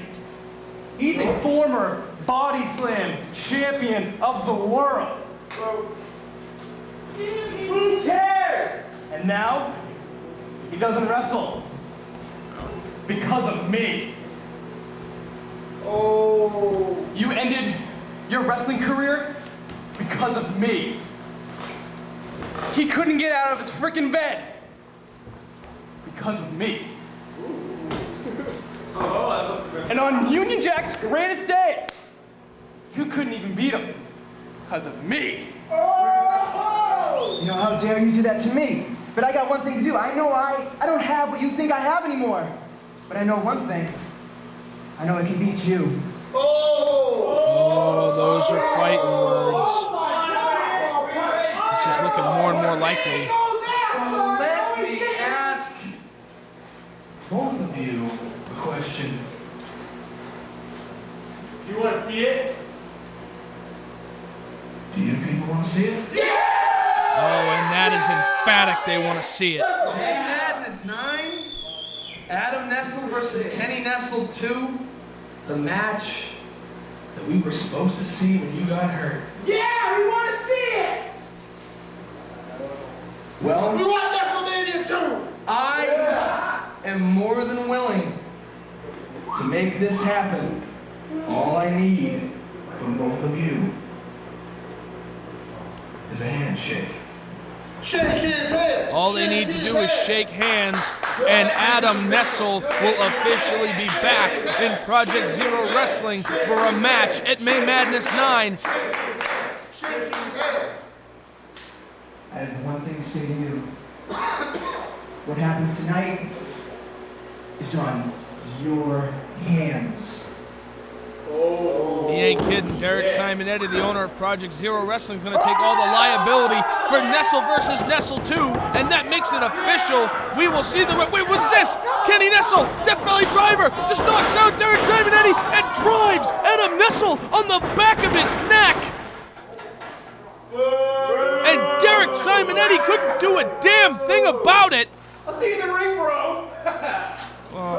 This just went from bad to worse for PZW owner Derek Simonetti, because Kenny Nestle will take on the returning Adam Nestle in one of our main events this evening for May Madness 9. These two men were supposed to square off in the middle of Season 4 for the PZW Heavyweight Championship, but an injury caused by Kenny Nestle put Adam Nestle out of wrestling altogether. Tonight, he gets his opportunity to redeem himself. Also on the card, Derek Simonetti, the owner of Project Zero Wrestling, takes on Tough Talk Tony Spencer in a street fight. After their conversation earlier this evening, one can imagine that Derek Simonetti is frothing at the mouth to get his hands on Tough Talk Tony Spencer. Tonight, this match is going to get brutal, and it's going to get brutal really fast. And of course, in our main event, Tommy Corbin, new PZW champion, defends his championship against younger brother and #1 contender Stevie James in our main event. 3 years in the making. May Madness. Wait, I'm hearing from Shane Daly is in the back trying to get some words with Adam Nestle. He's being checked on with a doctor. Let's take it over to Shane. You know, I'm trying to get a word in here with Adam Nestle. I'm standing outside his locker room. There's a medical trip. Derek, can we get an answer? Are we getting a match? Derek, is there going to be a match? Can he compete? He cannot compete. Get the fuck out. You're no help. Get the fuck out.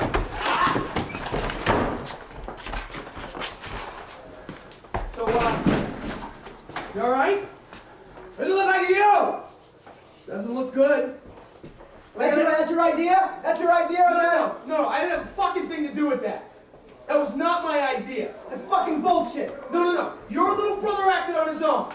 Alright? That was him. Had nothing to do with me. As much as I'd like to wring your fucking neck, it had nothing to do with me. But I have a question for you. Your back hurts. No shit! Your back's all fucked up because of what just happened? No shit. You still want this fight? You fucking You still want this fight? You're goddamn right I want it! Okay then. That's all I need to fucking know. Get the camera to my face! It looks like we're getting a fight. I put a lot on the line to make tonight happen, because it's nights like these that only come once in a lifetime. A night to celebrate the pioneers, and acknowledge those just beginning their journey. Tonight is about redemption, about proving to the world that you're the best at what you do. It's about cementing your legacy and righting the wrongs before it's too late. When the history books are written and the story of tonight is told, how will you be remembered?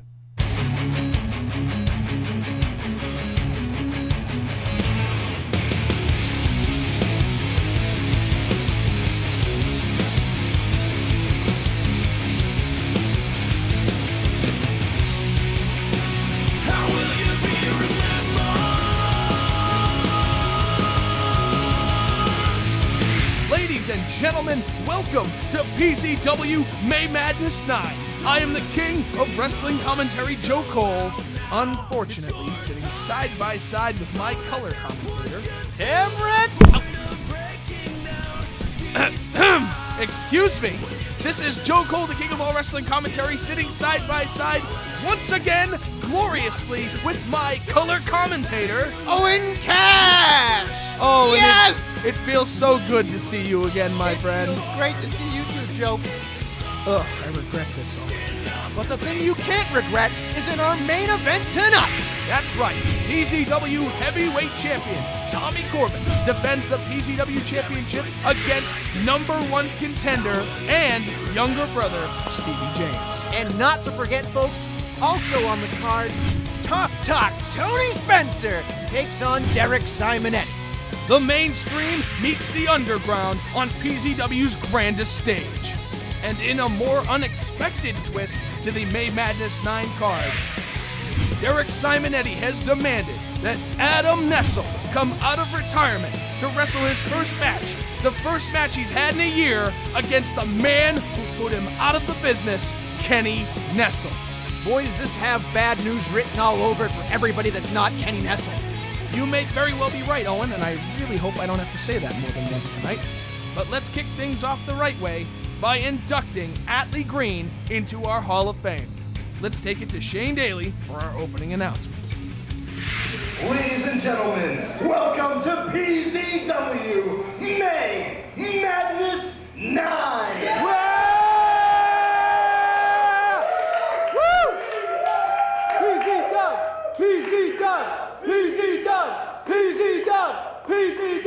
Tonight's show also features the Hall of Fame ceremony.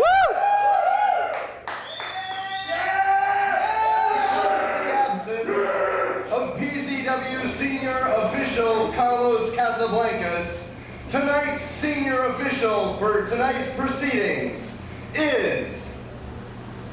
Really?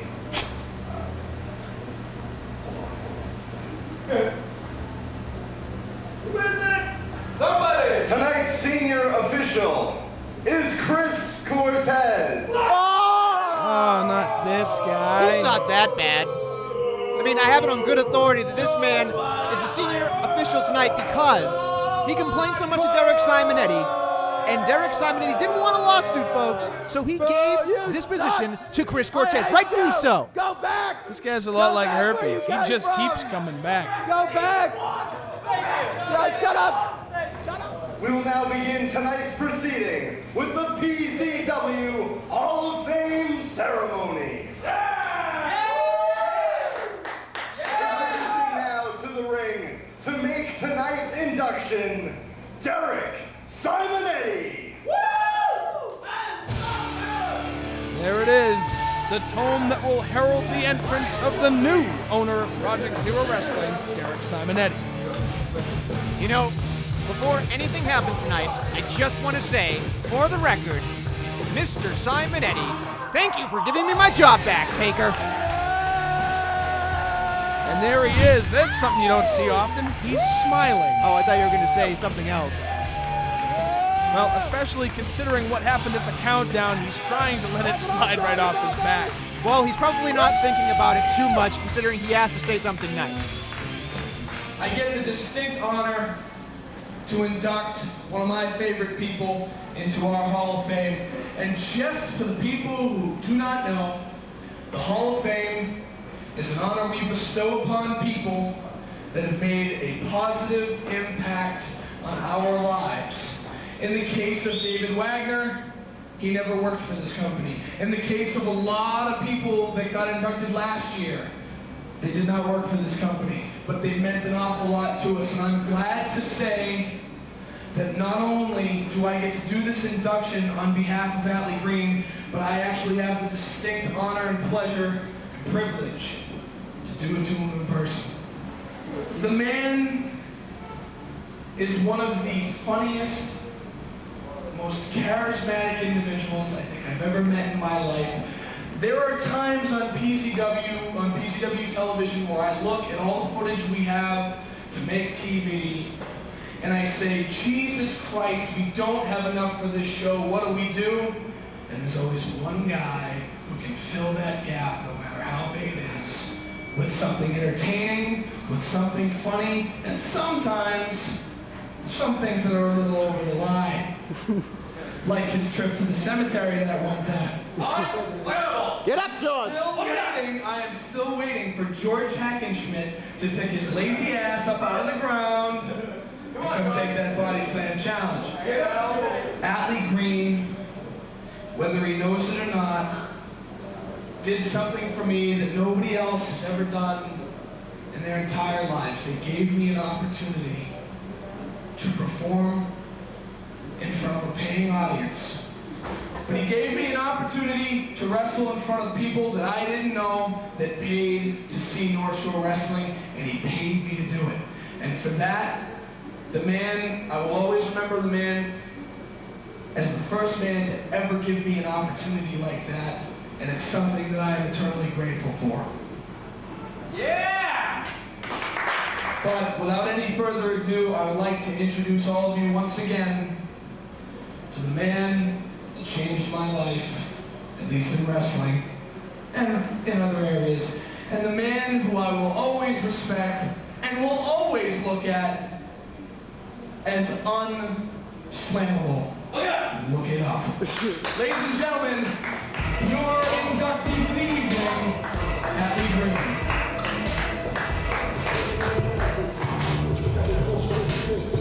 And there he is, Mr. Hall of Fame. True, the host of the 16th minute. That's right. You want to talk about revolutionizing the podcast? There's the man who did it. Hall of Fame. Where's the Hall? We usually hand out plaques, but I figured I found something that you might cherish just a little bit more, because you see, a couple of years ago, you had a tangle with Mr. Adam Nestle, and he took from you something that you thought would never be taken from you. But then Adam Nestle got injured and had to retire. And we all know that he had to relinquish his PZW Heavyweight Championship. But what people don't know is that he also had to relinquish his coveted Body Slam Championship of the world.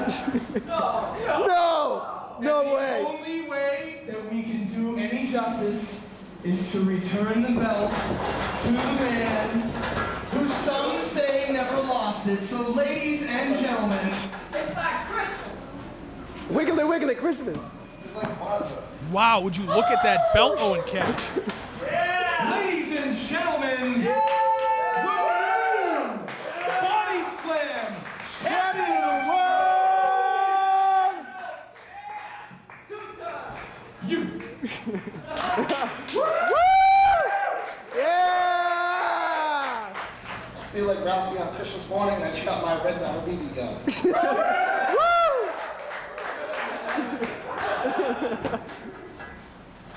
I know I usually joke around and make everybody laugh, but I'm going to take this rare occasion to be serious for a few minutes. Whenever getting into wrestling is always a fun thing, it's a hard thing, it's a very challenging thing. But as you move on in the ranks, move on with different people, different promotions, different groups, you become a better person for it. And a lot of my time today is going to be thanking people. I first want to thank Shane Daly, aka Ryan Andrews, for introducing me to Derek Simonetti, aka Todd Graham. And through those two individuals, I've met all the individuals that you guys have seen at home wrestle on PZW TV, on television, as the internet, first and foremost. It's really opened my eyes. You know, wrestling sometimes can be very hard, very political. Sometimes you can't do the things you want to do. And through working with PZW, working with the likes of Todd, and Adam Nestle, and Richie Burke and Tommy Corbin, I've had fun. You know, it's just pure fun. It's one of the reasons, it kind of represents the reason why I got into the business, to have fun. And it's, being a PZW Gen X is going to be a time that I'll never forget. Definitely one of the highlights of my career, definitely one of the highlights of my life. And I want to thank you all for that right now. Thank you. I want to thank PZW for putting me in the Hall of Fame. Never thought I'd ever be in the Hall of Fame of any kind. And it's very nice to know that I'm in somebody's Hall of Fame, especially PZW Hall of Fame. So from the bottom of my heart, I want to thank everybody. I want to thank all of you. I want to thank you. I want to thank you. I want to thank you. I want to thank you.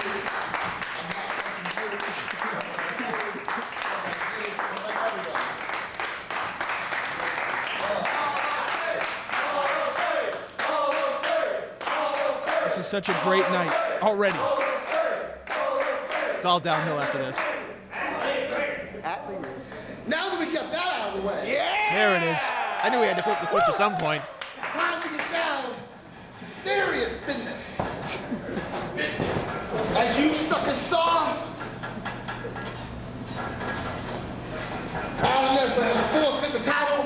You might have sold it on eBay, I don't know.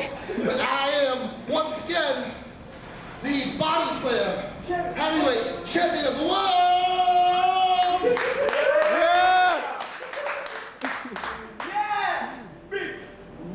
Yeah! Oh, what is this? Did you know about this? Did you know about this? We are no longer family after what took place with this whole Reign of Terror thing. But, yeah, I don't really want to speak about it because chocolate pudding and the vanilla wafer over there clearly screwed things up. And I'm guessing you're not a big fan of Adam Nestle anymore, huh? What gave that away?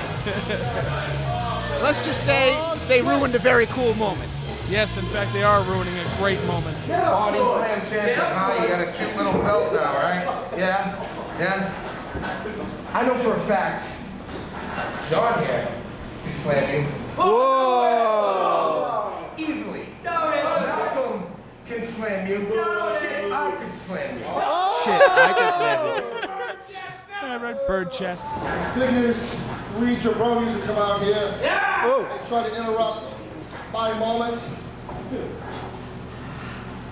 You want to go down this road? You're not going to like where you wind up. Yeah! Oh! That's right, tell them. I don't even know you. But you better get that look off your face right now if I smack it off. Oh! Derek should have broke both his hands. But I'm going to tell you all one thing right now. Yeah! You want me to tell you? Yeah!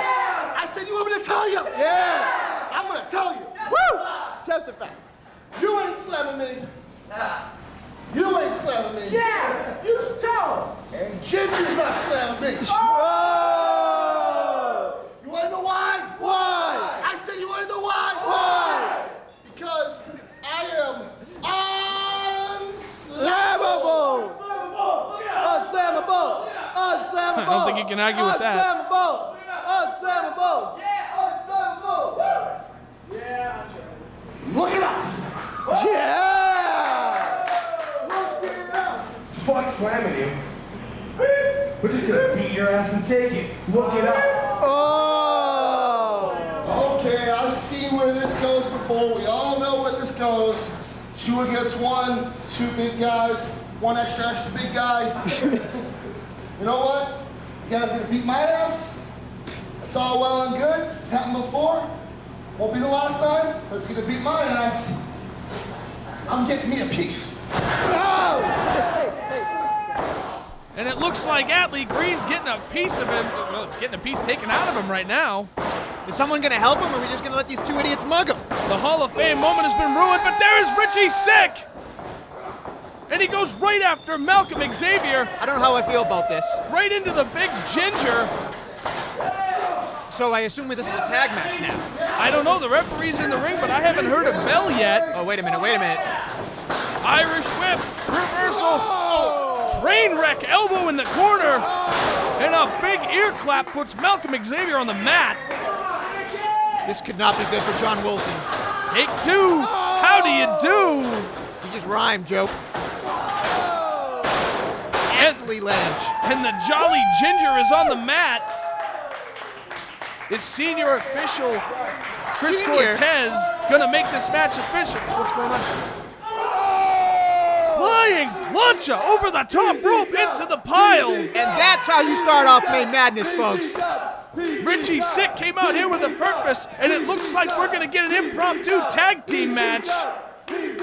This was not scheduled, but I am excited. I am all for this. I was kind of wondering what Richie Sick was going to do, because there was no way he was going to sit this show out. I was going to say, you can't have May Madness without Mr. Mad Nasty.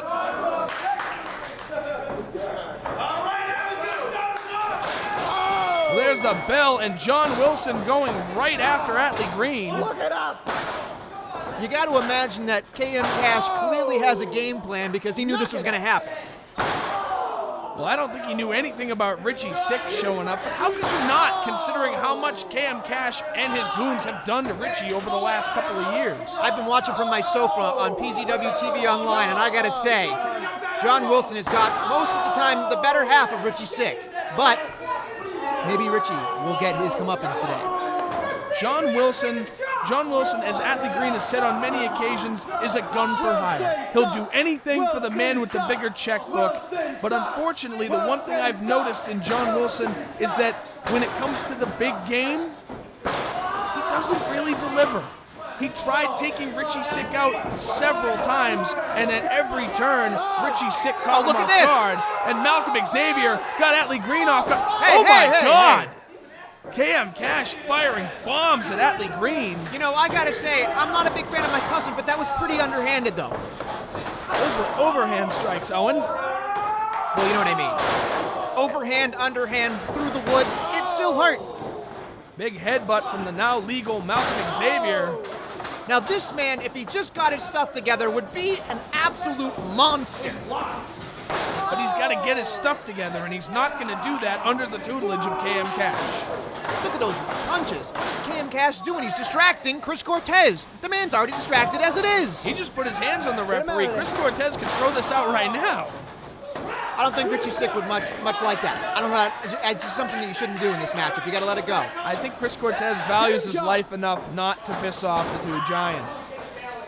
Atlee Green very close to his corner, but to no avail. And a big clothesline puts Atlee on the ground. You gonna see another one? Oh, a big boot. Big boot by the big John Wilson. Malcolm Xavier back into the ring. Atlee Green has said on many occasions that Derek Simonetti should have broke both of Malcolm Xavier's hands, and now I think Atlee would love the opportunity to do what he wanted Derek to do in the first place. Well, I think Malcolm Xavier has learned his lesson, as you can see the protective padding gloves he has while he punches folks, so that nobody can actually break his hands. Very smart tactic. Maybe KM Cash told him. It's a very smart precaution. But if all KM Cash could bring to Malcolm Xavier's game was a pair of gloves, I'd say he's doing a disservice to him. And a big boot in the eye.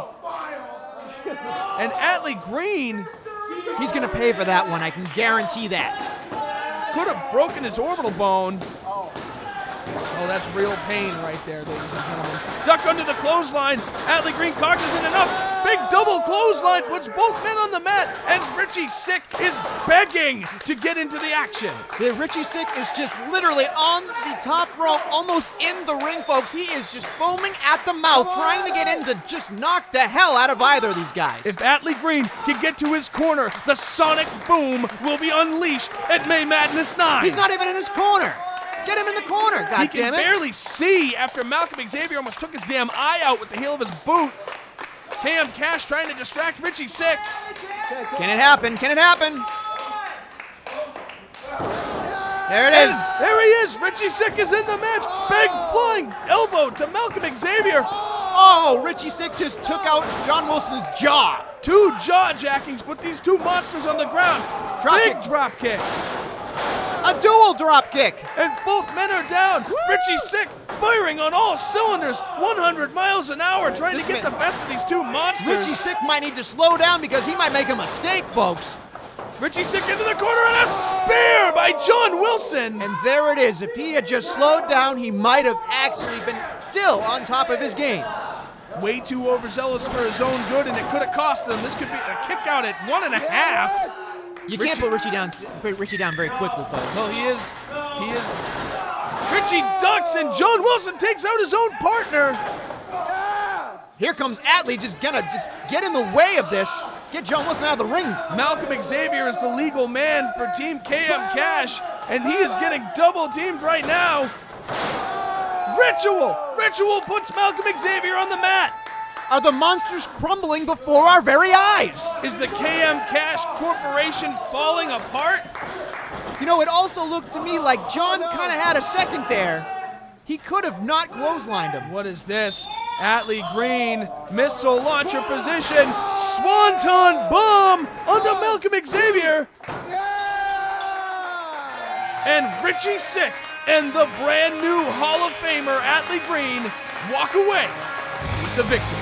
This was an unbelievable tag match as far as PZW goes, folks. That is a great way to start off this May Madness.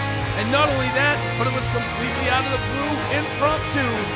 What other surprises will we have tonight on May Madness 9? Let's take it to the replay. As you can see, Richie Sick to the top rope, Atlee Green in the rocket launcher position.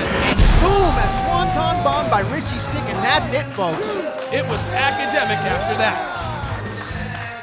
John Wilson looks pissed.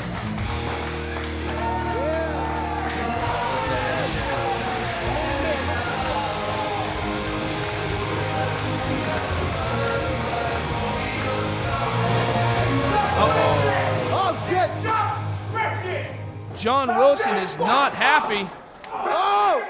This is what I wanted to see. I want to see who's going to take this guy. Let's see These what's going to happen. bulls are going to go head to head. Yes! Hit him! Hit him! But speaking of 2 bulls itching for a fight, coming up next, the big street fight, underground meets mainstream, as Derek Simonetti, owner of Project Zero Wrestling, takes on Tough Top Tony Spencer. And for the fans wondering how this match came about, look no further than the May Madness Countdown, where these 2 men faced off, and this conversation got pretty interesting. I could take you to school, you backyard piece of trash. Oh! You want to know what PZW's built on? Backyard bullcrap! I don't care where you've been or where you're going. You will never, ever be a better wrestler than me. Born a backyard wrestler, and you're gonna die a backyard wrestler. Tony Spencer may have finally written a check his ass cannot cash. All I know is that Derek Simonetti is going to get a professional ass kicking tonight. On the contrary, I believe Derek Simonetti is going to teach Tony Spencer a lesson in humility he so desperately needs. Let's take it to the ring for this street fight. The following contest is scheduled for one fall. Introducing first, weighing in tonight at 265 pounds from Calumet City, Illinois, Derek Simonetti.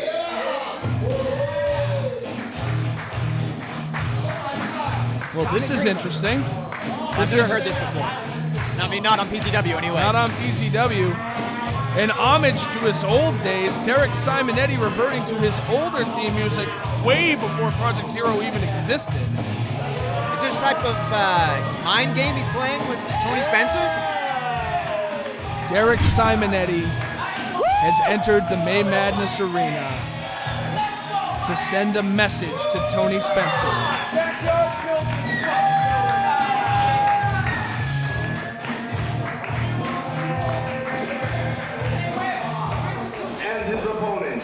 Weighing in at 225 pounds, from Rancho Cucamonga, California, Tough Talk, Tony Spencer! And here he comes, the bane of my existence. Ooh, wow, what a robe, folks, what a robe. Look how loud that robe is. Almost as loud as me. But seriously, folks, this is what a professional looks like. Thank you. That's enough music. That's enough music. Shut up. You're enough. You know, the proof really is right in front of me. Look at how Derek Simonetti is dressed. Oh, Derek, plain and simple, before your schooling, you were born a backyard wrestler, and you will die a backyard wrestler. Just like your buddy Dave. Oh, I don't know if that was a very good idea. That was a terrible idea. Derek Simonetti not even letting him get his robe off. Ooh, he's hockey fighting him. I love it. Usually you gotta wait for the playoffs. And there goes that fucking painting. Uh-oh, Jesus Christ. Jesus Christ! You stole my line, you son of a bitch! Derek Simonetti taking the fight to the floor. I really hope that's not an original. You mean a Tony Spencer original, like that other one he drew? Yes, exactly. Tony makes a lot of paintings while he beats people. And he's beating him with a plunger.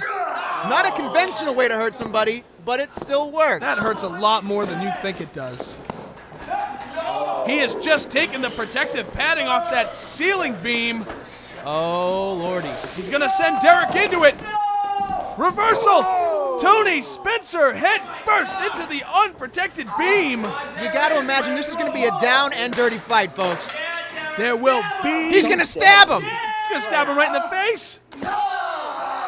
There will be no time limit draw tonight, folks. There will be a winner.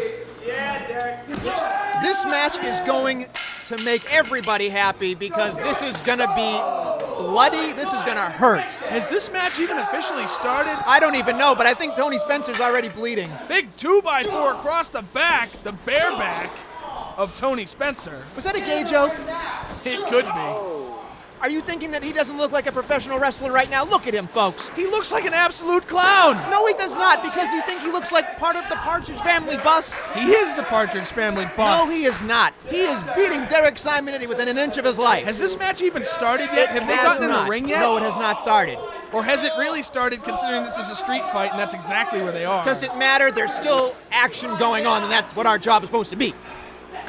Call the action. I believe Tony Spencer has a hairline cut on his forehead. This is only the beginning of the match, folks. This is going to get real rough. And his head smashed right into the corner post. And for those who don't know, Tony Spencer has suffered from a cracked skull in the past, and I'm sure an attack like that is not helping things any. He's going to throw off his equilibrium, Joe, and that's not a very good thing for a professional like Tony Spencer. Derek Simonetti wants to get... And that's where the experience comes into play from that man, Tony Spencer. And the match has started. There's the bell, and you want to talk about throwing off someone's equilibrium, kick him in the cherries. Double axe handle professionally done by Tony Spencer. Derek Simonetti, as I mentioned, unconventionally dressed, but he did not dress for a wrestling match. He dressed for a fight. Now, who does this match really suit better? You got to imagine Simonetti, right? Well, think about it. May Madness, Derek Simonetti is known, especially from last year, for what he did to Tommy Corbin. A street fight is right up Derek Simonetti's alley. But you can't think that Tony Spencer doesn't have some sort of experience in this department, Joe. Did he even grow up on a street? He seems like a cul-de-sac kind of man to me. Listen. Just because he's privileged doesn't mean you have to make fun of the man, all right? Hell of a headlock on Derek Simonetti. Shoulder tackle, down goes Derek, but he grabs the leg. I've never seen that done in PZW before. Nobody's ever been able to catch the son of a bitch hitting the ropes. And another attack to the skull. Derek Simonetti knows the weakness. But I guess he didn't see that one coming. No, I suppose he didn't. That's very punny of me. Yeah, Chris Cortez in position, and all he's really doing in this match is counting the 3 or looking for a man to submit here. He's checking him. Chris Cortez is actually doing his due diligence in this contest. And a drop kick by Tony Spencer. You know, on the referee scale, he's already better than Matt Moriarty. You could have threw a rock and hit somebody better than Matt Moriarty. Well, I'm just saying he's doing an okay job. Drilling Derek in the back with a knee. What is he going to do, Chris? Nothing. He's going to continue. It's a street fight, for Christ's sake. Come on, Derek. The last time these two men got in the ring, it was for the PZW title and a nefarious time limit draw. Nefarious? That's right, nefarious. Big kitchen sink knee in the chest. You know, for a fight, a lot of this match is still in the ring. No, but it didn't start that way, Owen. That's true, that's true. I'm just saying right now. Big headbutt by Derek Simonetti targeting that cracked skull. I just hope Tony Spencer doesn't have a concussion, all right? And another big headbutt, but what is this doing to Derek Simonetti's own hand? I don't think Derek Simonetti just thinks, he just does, Joe. I mean, when it comes to the bell ringing situation, it's a match, it's a fight, he does not think, he just does. Tony Spencer continuously going for the eyes. Keep in mind, too, Derek Simonetti might also be thinking more about the Adam Nestle situation as well. He may not be on his game right now. Being the owner of Project Zero Wrestling certainly has its duties, and getting in the ring might not have been the smartest idea for him. And now he mocks a Hall of Famer. Only a professional can do that, folks. If Derek Simonetti doesn't walk away with a win tonight, I think he walks away permanently. I hope so. Hope so? He got you your job back. You're right. I hope he wins. Yeah, I missed you, all right. I missed me, too. Tony Spencer bringing in the ladder. Where the hell is he going with a ladder? You never know. Maybe he's he's scared going to death up. of the second rope. What's he gonna do with a ladder? All I know is that Tony Spencer cannot break any ceiling he doesn't want to. It's a double negative. I see he can break any ceiling he wants to, folks. I kid myself. Tony Spencer setting up the ladder. What does he have planned for Derek Simonetti? This does not look good for Simonetti, folks. Tony Spencer kicking Derek in the back, and he's going up. Oh, he's past the second step. Third step. One more step, and he's above the top rope. Ooh. Oh, there. I don't see Dave ideal. Oh. You son of a bitch. You disrespectful, and a boot in the neck. You know, that could definitely ruin his throat. He may not be able to breathe. He might not be able to talk anymore. Do No. it again. No, don't do that. Don't do that. He is pissed off and firing bombs. Oh, Jesus. And a flying elbow in the mush puts Tony Spencer on the mat. There's many things you do and you don't do. One is you don't insult a former friend of anything. You don't do that, Tony. And the second thing would be when you hear the Primal Scream run, but I guess he got the better of him with a shot in the nuts. Here we go, folks.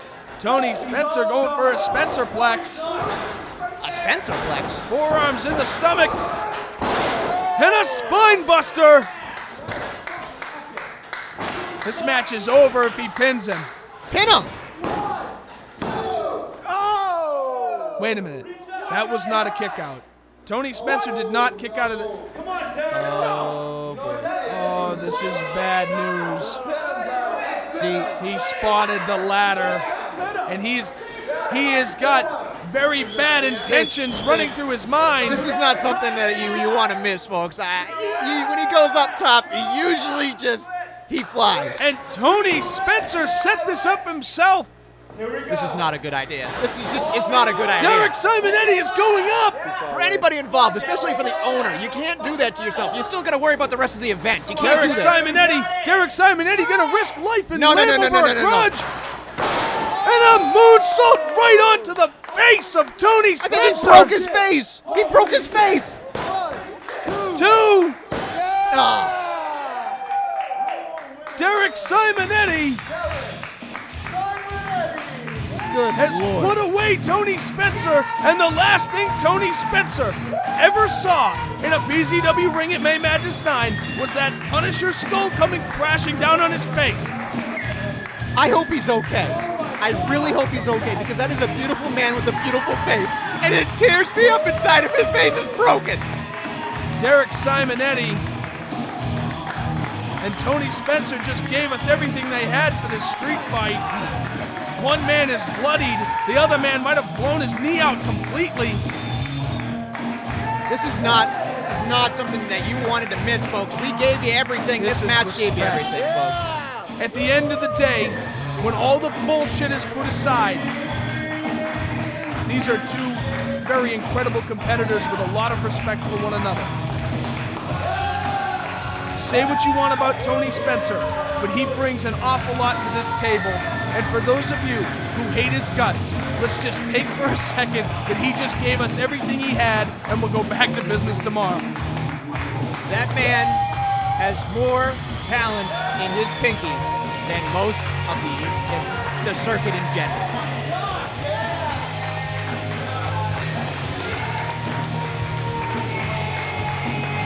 Another sign of respect between the two and a handshake.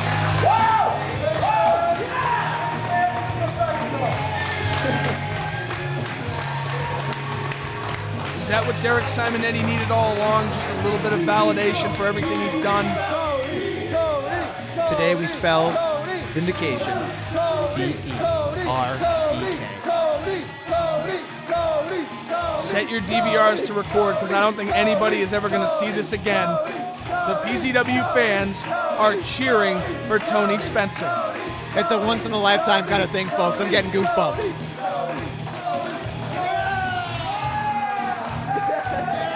Ah, you son of a bitch. And he takes a second to good call, of course.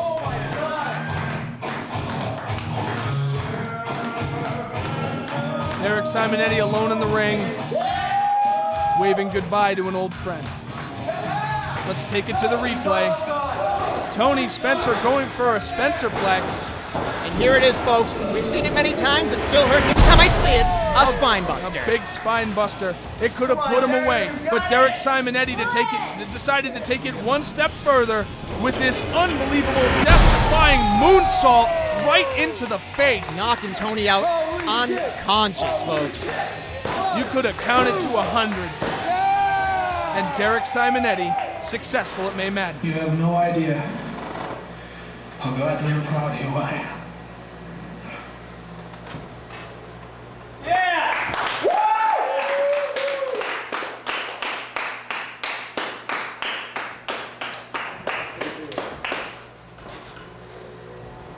Great job, guys! Yeah! Yeah! Epic match. Oh my God! Awesome! I want to start this speech with something I don't usually say. I'd like to acknowledge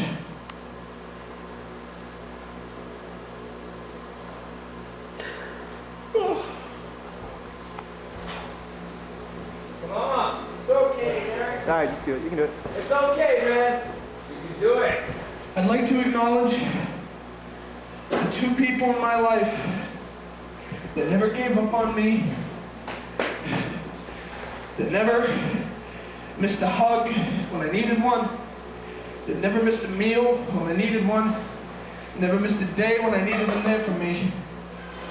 So after 12 years, fuck, longer than that, Mom and Dad, your little boy's finally coming home.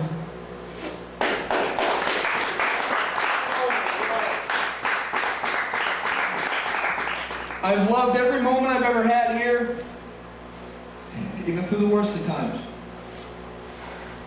And in my years of doing this shit, I have very few regrets. The one regret that a lot of people think I may have had was not getting a chance to wrestle Shane Sharp one more time in this building. For those of you who do not know, Tony was the man who stepped into Shane's place to wrestle me here tonight. And I can tell you from the bottom of my heart, Tony, I wouldn't have had it any other way.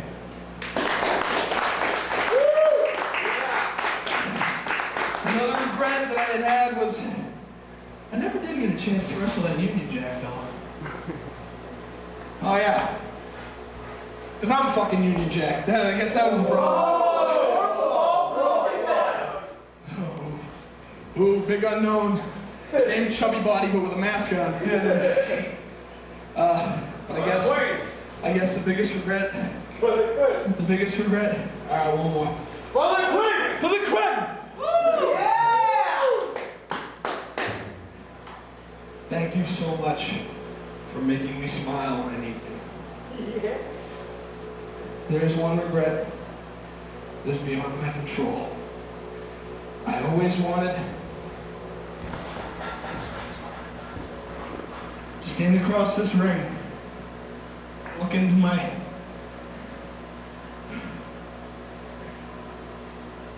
Dave's eyes across on the other side. But there's a part of me that knows he was here with me tonight. And he kept me safe when I climbed up that ladder. That's right. Yeah.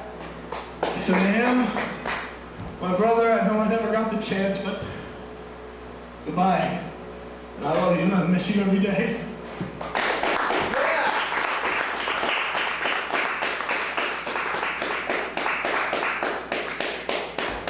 I said it the last time I thought this was going to be it. I said it's not about how hard you can hit. It's about how hard you can get hit and keep moving forward. And I said on that day that I'd never taken a step back. And here we are almost 4 months later. Not only did I not take a step back, but I feel in my life that I get to take a step forward when I walk through that curtain one more time. So I'm going to leave all of you with this one message. And if you forget everything I've ever said in my life, everything I've ever told you, I feel like going out the way I came in. If you think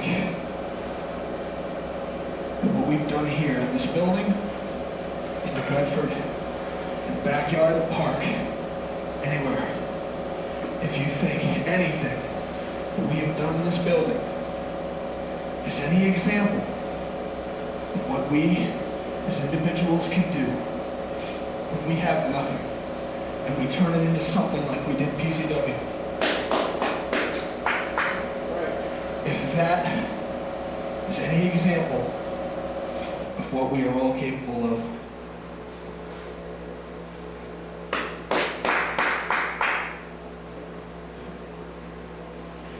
then you ain't seen nothing yet.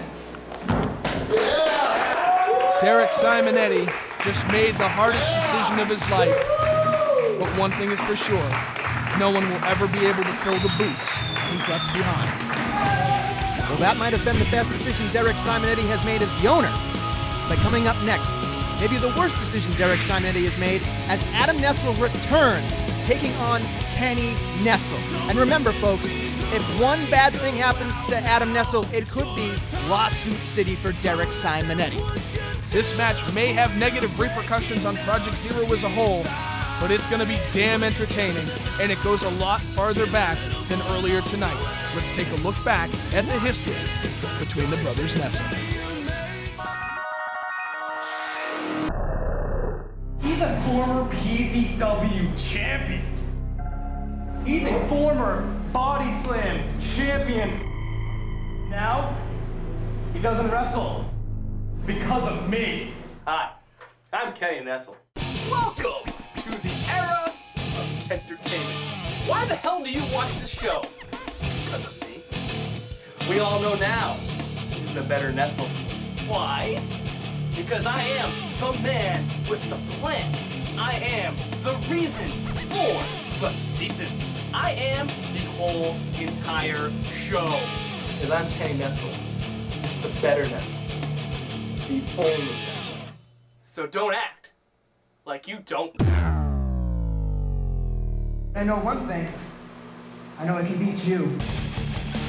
You may have broken my back, but you will never break my spirit.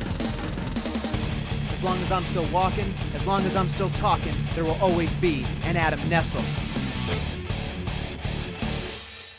Do you people want to see it?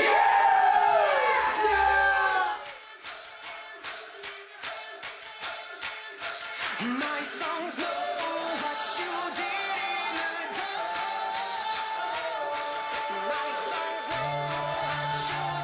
You ended your wrestling career because of me. I'm broken. And that's all because of me. I'm here for one thing, and that one thing is redemption. I am the better Nestle. The one thing you'll never be is better than me. I'm going to erase every crowning achievement in your life.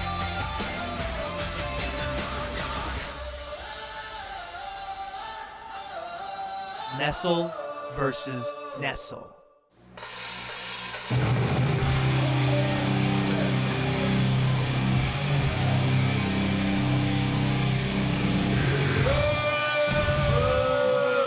There he is, the younger Nestle. The better Nestle. Some say the better Nestle, but there's no some. It is all. After what Adam has done in the last several months, I'm rooting for him to get his ass kicked. I am as well, considering the man fired me. Now there's some history right there, Cortez Well, and we all Kenny. know what I just did to Adam Nestle, and quite frankly, we all know he's just not showing up. He's not. I'll be damned if he shows up. Bring out Adam Nestle, the entertainer. Whoa. How we say he can't beat. And his opponent, weighing in at 130 pounds, Adam Nestle! Do you think he's gonna wrestle in the bow tie? Maybe just the undershirt and the knickers. I don't know. I don't know. The bow tie is pretty awesome. I don't like Adam, but the bow tie's great. Derek Simonetti set Adam Nestle up to be embarrassed tonight, and what better way to do it than against the man who put him out of PZW in the first place? But there's something about this that just doesn't feel right, Owen, because the man's legacy was destroyed in one terrible act of stupidity and stealing his company. That idiot was never coming back! I knew it! Oh. Finally, the better freaking Nestle. Looks like we might have a forfeit. I hope so. Wouldn't be a first in May Madness history either. I know. Now don't you go. I just got a word from the back. This match has been canceled. Yes! It's Win! official. Winner column for the K-Man. Place, there will be a non-sanctioned fight. A non-sanctioned fight. Your opponent, weighing in at 130 pounds, Adam Nestle. Yeah, but we already heard the. You have got to be kidding me. He's really gonna roll his ass out now? Which Adam Nestle are we gonna see tonight? Don't even say that. Don't even say that question. Because we know what Adam Nestle we're gonna get. He's gonna be broken. I don't know. I'm getting these He's weird not chills coming. up my back. He's not. Listen, things can come up before. You think he's coming out again? He's Come not on. coming out.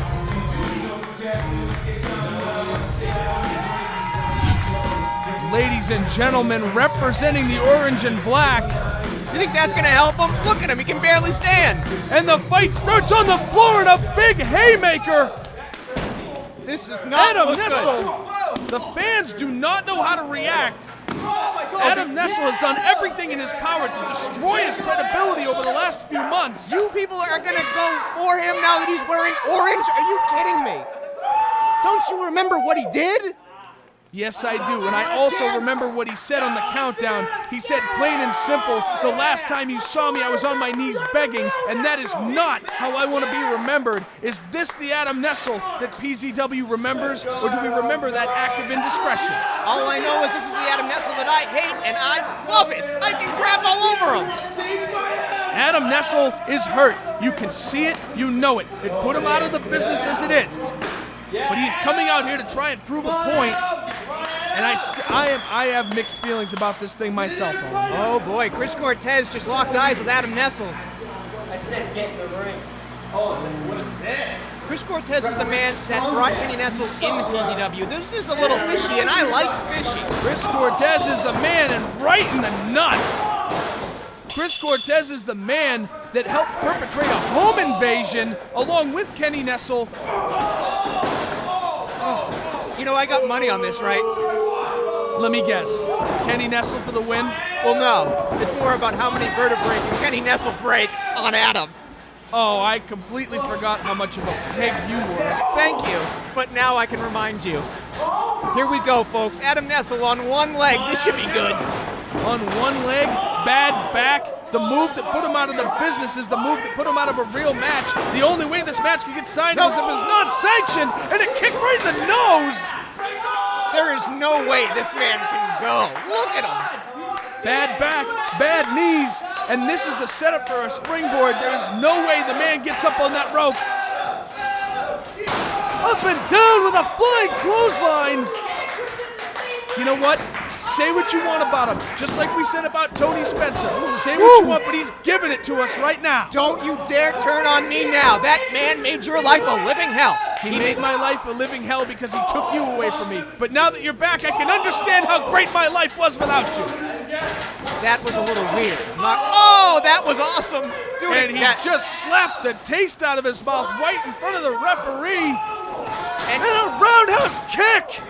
I want a replay on that slap. That was fantastic. I want to play that over and over. Let's take a look at a replay of that slap. Kenny Nestle slaps the taste out of Adam's mouth. Delicious. But Adam meets him back with a roundhouse kick. And Adam Nestle gingerly going to the top rope. Look at him. The man's a cripple. For Christ's sake. What's he going to do up there? Kenny Nestle pushes Chris Cortez into the ropes, and down goes Nestle. Oh, Kenny Nestle's got that look in his eyes, and I like it. I better stop calling him each Nestle. This is going to get confusing real fast. Oh, boy. Kenny Nestle looks like he's got money. What is that? And a clothesline into the fourth dimension on the lower injured, herniated back of Adam Nestle. Oh, the knee pads. The knee pads are coming down. Is the Nestle He's Express getting a good leaving luck the rub. station? Here we go, folks. Flying icy hot in the lower back. And boy, was that fresh. I love it. Just pin him, Ken. Oh, yes. What a way to end it. 2 and 3. And he kicks out at 2. All right. I'll give him that one. But Kenny is definitely exploiting this back injury, and I am loving it. I did not expect any of this tonight. Adam Nestle is showing us that he still has a little bit of gas in the tank. Just stop it. You can't make a Cinderella story. It already clocked out on midnight on this guy. He's already a pumpkin, for Christ's sakes. Kenny Nestle is the princess, prince, king of the ball. And Chris Cortez getting in the face of Kenny Nestle. Ooh. He is laying down the law. He is trying to be impartial, a thing I didn't think he could be. And down goes the referee. Oh, wait a minute. This is a non-sanctioned fight. No disqualification. Skins the cat right into a Death Valley driver. He's going to end it. Oh, boy, is he going to fucking kill him. And a Death Valley driver. That's the move that put him out of the business. That's the move that put him out of a sanctioned match. And this is the move that's going to end his May Madness. 2. No. Kick out at 3. Oh, Chris Cortez counted slow on that one, and Kenny Nestle does not like that one bit. Adam Nestle. Oh, now they're behind him. You people are morons. Kenny Nestle going for the recliner, the camel clutch, if you will, harnessing around the lower back. Chris Cortez right in there, folks.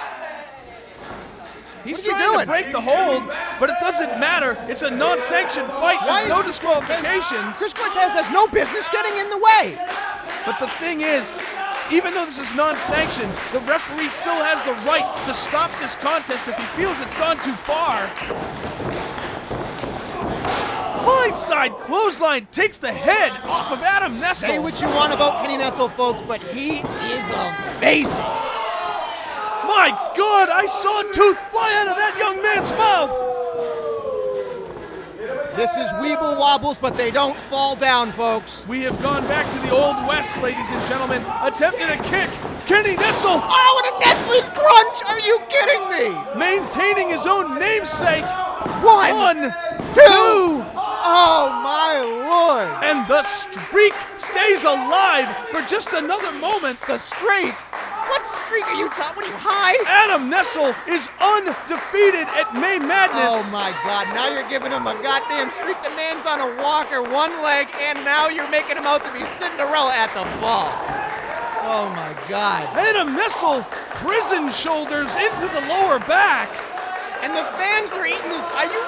These people are stupid. You are stupid. Fans are on their feet. They are clapping. They are cheering. Adam Nestle gonna go for a spine buster. Oh, into the reverse chicken. I love the upside down chicken. This is a vintage Kenny Nestle move, the man that originated it. Adam Nestle is going to sleep.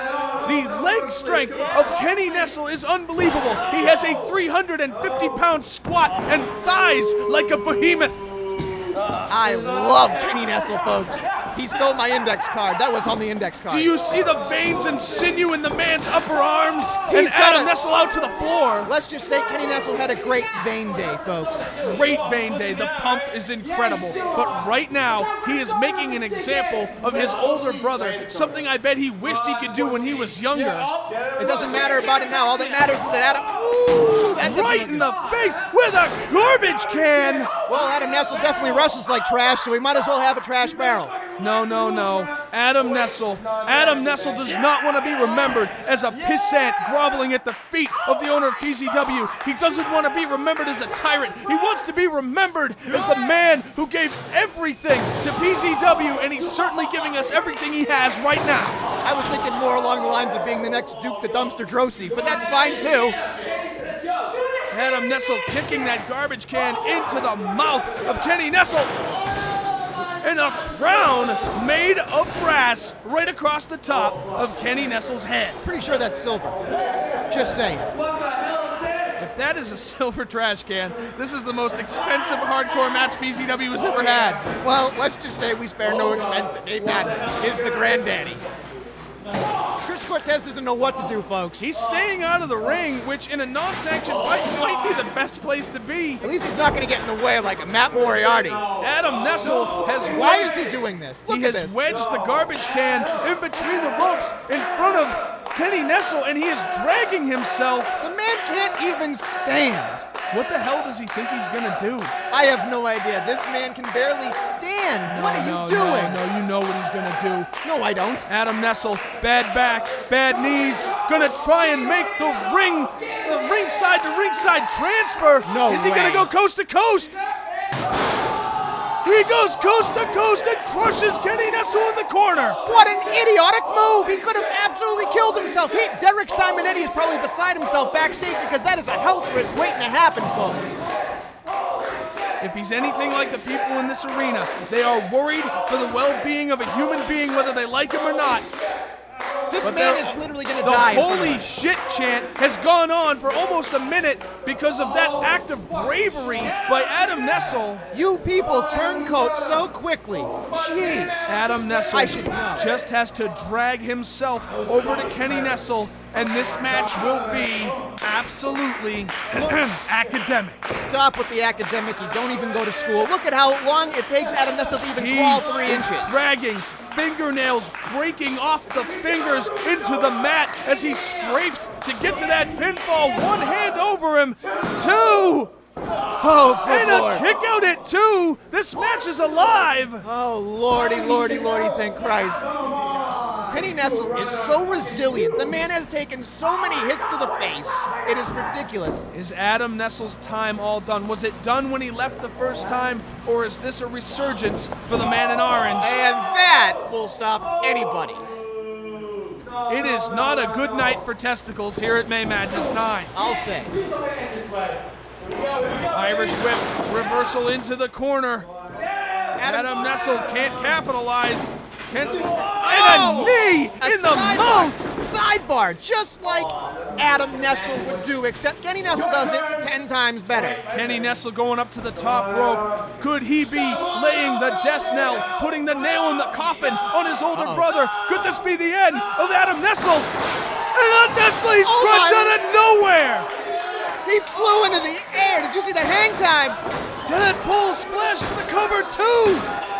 Adam Nestle left it all in the ring, and the streak stays alive! Oh my God, the goddamn streak. You people are ridiculous. Adam Nestle, regardless of anything he has ever done, good or bad, just gave us the show of a lifetime at the risk of injuring himself permanently. Look at, and now Chris Cortez is hugging him. What a turncoat! This match should be labeled Turncoat City. Chris Cortez is showing me something as well, because he is more than impartial. He might, on another plane of existence, been a great senior official. And he gets a kiss. Here's a replay. In mid-air, Nestle's crunch. And that is it. And the 3 count. And because of this so-called heroic act, this man is back. What do we do now? This might have been his last hurrah, but he certainly didn't want to go out handing the heavyweight championship to his little brother. He wanted to go out with a fight, and that's exactly what he gave us tonight. Kenny Nestle, whether you like him or not, folks, is amazing. I can't overstate this enough. There it is. May Madness 9. Say what you will about anybody. Respect is in the air tonight. And I gotta tell you, these two guys gave us everything they had in an easily a 5-star performance. And there's still one match left. And it's for all the marbles, folks, as the champion, Tommy Corbin, takes on challenger, Stevie James. And this match isn't going to be your traditional good guy versus bad guy. This is going to be 2 men with something to prove, fighting until one man can't lift his shoulder off the canvas. Ladies and gentlemen, the leader of the new generation. This is my night, my time to shine. To prove to all of you that I deserve that belt.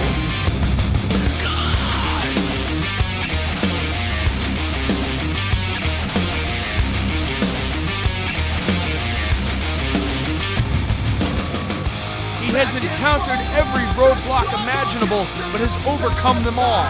I've come this far, I am not gonna give up now.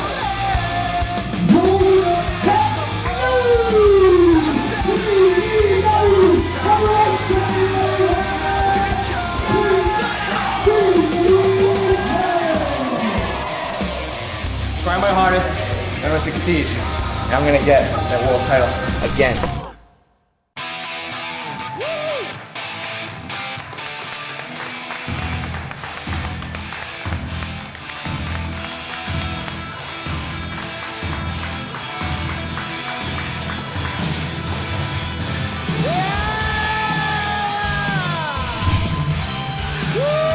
James entering the PZW arena for what is easily the biggest match of his entire life, a match that I've been looking forward to since May Madness 7. A couple weeks back on PZW TV, he earned this title shot at May Madness by surviving 7 other men in an over-the-top rope battle royal to decide the #1 contender.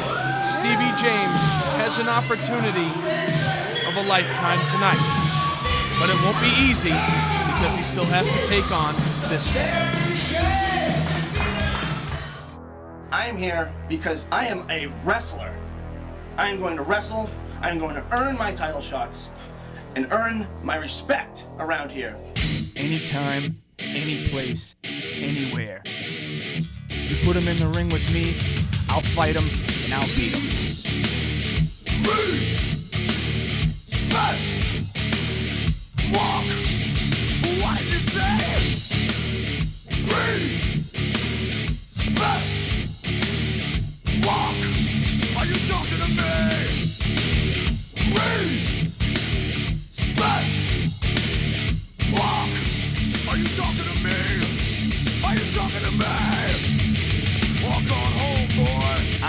earned my respect in PZW. I am the true PZW champion. And tonight, on the grandest stage, I am gonna prove it.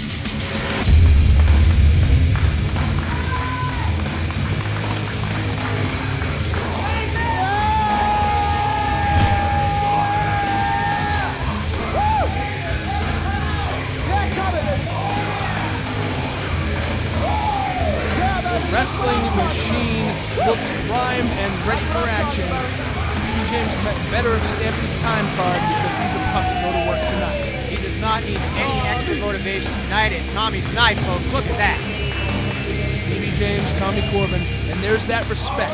Respect is in the air tonight at May Madness 9. You know, this is obviously going to make me throw up. And there it is. That's what it's all for, ladies and gentlemen. The PZW Heavyweight Championship. And Chris Cortez rings the bell for tonight's main event. You know, Tommy Corbin says he's a nice guy, folks, but I don't believe it. I mean, you got to think of this track record with these two in the ring or outside the ring or just in life. Tommy Corbin's going to hurt his brother. And it's for the richest prize in PZW, folks. You're not just going to lay over and let him win. Tommy Corbin's going to beat him up. Another handshake, an awful lot of respect between the two brothers. Think about it, they have spent their entire lives together. But you're right, the track record speaks for itself, but if it's anything like Adam Nestle, there is always a chance to redeem yourself with one good moment. Don't give this crap about Adam Nestle. We are worried right now only about the main event, Stevie James and Tommy Corbin. Stevie sheds the arm into a wrist lock of his own. These two men, I expect an incredible technical athletic contest tonight. I don't expect too much flash. I expect two men to beat the crap out of one another. You got to imagine these men have done some endurance training. They've spent some time in the gym because this one is going to absolutely go until someone can't go anymore. And let's talk about, you want to talk about track record? Let's talk about track record. Stevie James, he may have been bashed up and broken, but he was built to last, and he is a brick shithouse not taking that shoulder tackle from Tommy Corbin. Get out of the way, Chris. And it moves nothing. Tommy not even budging Steven an inch. Here we go. This is what I want to see Tommy Corbin do. This is what I want to see, folks. Oh, and that's what Is happened. that what you were talking about? Is that what are you expecting Tommy Corbin? Come on, man. Come on. All this handshake stuff? Come on. Are you kidding me? Think about everything he's done to Steven. But he just helped him up. He showed him athletically that he has the mind to keep that championship, and he picked him back up off the mat. Tommy Corbin made sure that Stevie James could not defend his PZW championship the first time. He then took away his ideal opportunity. Tommy Corbin hurts his brother because he has fun doing it, folks. And we're in a stalemate with these shoulder tackles. And Stevie James gets grifted out to the floor. Tommy Corbin is ready to fight. I think Stevie James is thinking about something else right now, folks. Oh my God, into the side wall. And you're right, Stevie James has got something else on his mind. He wants to win back the PZW Heavyweight Championship that he never lost, the belt that was taken from him. 2 years ago, Stevie James had that belt taken away from him. 2 years he's been on a journey, folks, but his brother is the biggest roadblock he has ever faced. He cannot beat his brother in the biggest of big game situations, folks. But Tommy Corbin, once again, sign of respect. He wants this match to be fair and square. Are you telling me that this man wants it fair and square? Listen, the whole night has been about twists and turns and unpredictability. Will you just sit down, enjoy this matchup, and know that Tommy Corbin is going to lay a beating on him? Incredible cravat by Tommy Corbin, broken into a hammerlock. Tommy Corbin wants to prove that he is, and rightfully so, the PZW Heavyweight Champion. He's not going to prove his naysayers wrong by cheating Stevie James again. He's not going to prove anything to anybody if he wins with a foot on the ropes or by some trickery. He wants to win this fair and square, which to me explains every bit of respect that these two men are showing one another. You can talk about respect all you want, but I know Tommy Corbin. I was his voice of Tommy Corbin's Project Zero Wrestling, if you don't remember. I do remember. Thank you. You did a fantastic job. Tommy Corbin told me myself, Tommy Corbin is a man that only worries about himself. All right, well, if what you say is true, why hasn't Tommy Corbin pulled the trigger on this whole being an asshole thing in this title match? Quite simply put, Tommy Corbin is smarter than Stevie James. The man knows how to wrestle. The man knows how to work the situation into his favor. And 3-arm whips flip Tommy Corbin inside out. Tommy Corbin has him right where he wants him, folks, and Stevie James is falling right into this plan. Irish whip by Tommy Corbin into the corner. And a rising back elbow into the mouth of Stevie James. Hit him, Tom. And Tom Terrific with a 2. One more and he will reclaim and remain PZW champion. This night has been filled with incredible twists and turns. Atlee Green's Hall of Fame, Richie Sick tagging up with the Hall of Famer himself, the monsters imploding, Derek Simonetti's last match, the audience actually cheering for Tony Spencer, and the return of Adam Nestle to in-ring competition, and a complete shot by Stevie James could be the end. 1, 2, oh, and a kick out at 2. Both men still have plenty of gas left in the tank to go. Welcome to May Madness 9, Stevie James. Nice of you to show up about 10 minutes into this matchup. He's been a little bit foggy, folks. He needs to get his head in the game. If Stevie James wants it, he's got to earn it. And 2 big lightning chops to the chest. You got to imagine if this goes long into the night, this has to favor Tommy Corbin. Into a bulldog, and he gets shrugged off from the Bulldog, almost thrown out of the ring. Tommy Corbin is an Iron Man, folks. It's been documented. That's correct. At the end of Season 4, Tommy Corbin successfully defended the PZW Championship in a 30-minute Iron Man match, and a blindside clothesline by Tommy Corbin puts Steven on the mat. 1, 2, Stevie's jaw went into the 3rd row, folks. These 2 men are fighting as hard as they possibly can. Duck under. Tommy Corbin, German suplex for the pin. 2. Oh, but he's still locked in, folks. He's still got both hands clasped, both hands locked. Could we see a second? Are we going to have a May Madness count right now? Look at this. And a second German suplex puts Stevie right on his shoulders, but Tommy is not keeping him down for the pin. That's only 2, folks. The hands are still locked. Are we going to see 3? Can we see the trifecta? And 3 big German suplexes for the... A menage a trois of suplexes, Oh, he's folks. not stopping at 3. He's not stopping at 3 at all. Here comes 4. Quattro German suplexes. Is it Sank? Is he going to go for Sank? He still has his hands locked around the waist of Stevie James. He could be going for number 5, number cinco, if you will. 5 German suplexes, and Tommy Corbin. Cinco! What a lovely 5.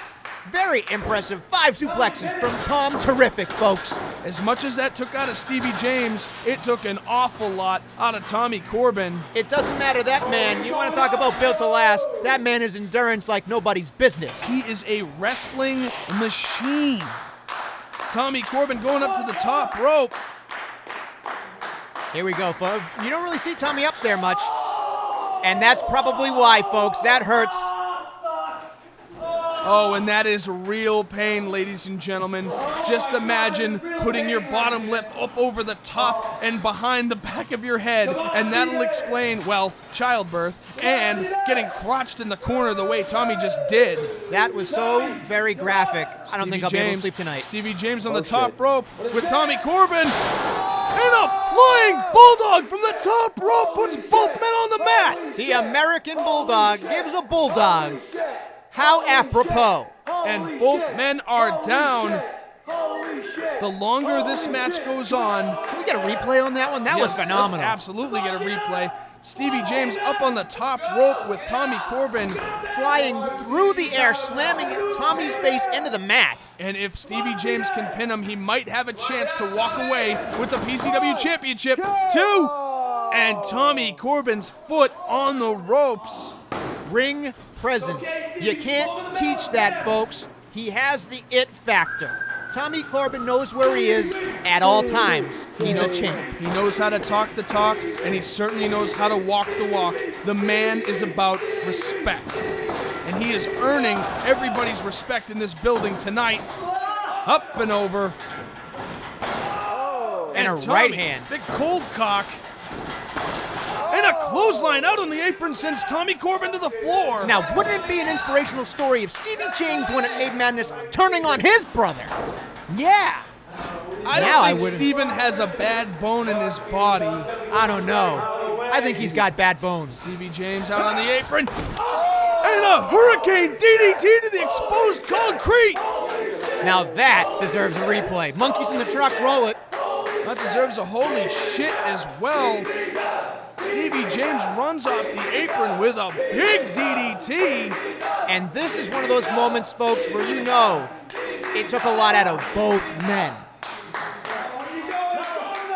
Stevie James going to the top rope. What an idiot. He has Tommy Corbin right where he wants him after that incredible DDT. He should have just pinned him. He would have had the match won, but now he's showboating on the top rope in the high rent district. Almost slipped off the top rope, but still connected with a flying crossbody. And you got to imagine, the longer this match goes, the more it favors the champion, Tommy Corbin. The man's built to last. Seriously, he really is, folks. Stevie James. Stevie James gonna take it old school? No way. He's gonna try and give him the final effect. And Tommy Corbin reverses it. Could we see? Is this a sharpshooter? It's a sharpshooter. Executed with perfection, folks. If Tommy leans back any further, this match is over. Stevie James, anything he has left needs to be used into getting the rope. He's so close. He's so close. He got the rope. The referee is going to be forced to break the hold. And Tommy Corbin is There it is. dragging him. There it is. That's what I wanted to see. I hate to call a spade, but you're right. He should have broken the hold. He dragged him closer to the middle of the ring and sat on him again. Stevie James is doing everything in his power not to tap out, and he reaches the ropes again. Friends, family, it don't matter, folks. It's Made Madness season. You play to win. And Stevie James is glistening. These two men are sweating their balls off, trying to become or stay the PZW champion, and Stevie kicks off the champ. And a big elbow in the mouth. That is a biteful. Here we go. Tommy Corbin in his groove. And a double underhook suplex. And what is it going to take to put either of these men down? I don't know, but this is absolutely just thrilling match right here. This matchup is, I'm on the edge of my seat. I said it when we started this contest. They're going to fight until one man cannot fight anymore, and that time is ticking closer and closer. Stevie James up and over with a sunset flip. And a stomp right in the mouth. And that's a double KO, the best move in the business, folks. And a kick out at 2. Stevie James still has the wherewithal to roll his shoulder at 2. Now that was a more dangerous knee because Tommy could have kneed you in the stomach and in the head and knocked you out. That'd been great. Wrench it in, Tom. Tommy Corbin trying to put him to sleep. He's got him in a rear chin lock, but if he moves his bicep down just a little bit, he will be choking the air supply right out of Stevie James. Let's just call it a spade, bro. He's not gonna choke him. He knows what he's doing. Tommy Corbin. Stevie firing back. Here we go. Come on, Tommy. On the bad neck of Stevie James. Stevie showing us everything he's got. Wrench it Forearm in. to the back. And a back suplex puts Tommy Corbin on his neck. What the hell? They can barely stand. These two men have officially run out of gas. Can we see a Northern Light suplex? Reversal by Stevie James. And a belly to belly. That was absolutely everything he had left. No! And Stevie James. Stevie James has done the impossible. Stevie James has defeated Tommy Corbin for the PZW Heavyweight Championship. The man for 2 years has just ran after that title, and now it is officially his. Are you kidding me? He has fought, he has scratched, he has clawed, and he has given everything he has for one shot at redemption, and he finally has earned it. He has finally earned the championship that he never lost. And Tommy Corbin did not pull the trigger. This is ridiculous. You said it all along. Tommy Corbin. Tommy Corbin's gonna turn on him. Tommy Corbin's gonna beat him like he did when he was a child. Beat him like he did in PZW. But Tommy Corbin fought him like a man and lost like a man. And for that, I give him the utmost respect. But at the end of the day, Stevie James is your new PZW Heavyweight Champion of the World. The man has gone for 20 plus minutes. This is a fight to the finish, and now everybody is clapping for this one. This is a vision we never thought we would ever see.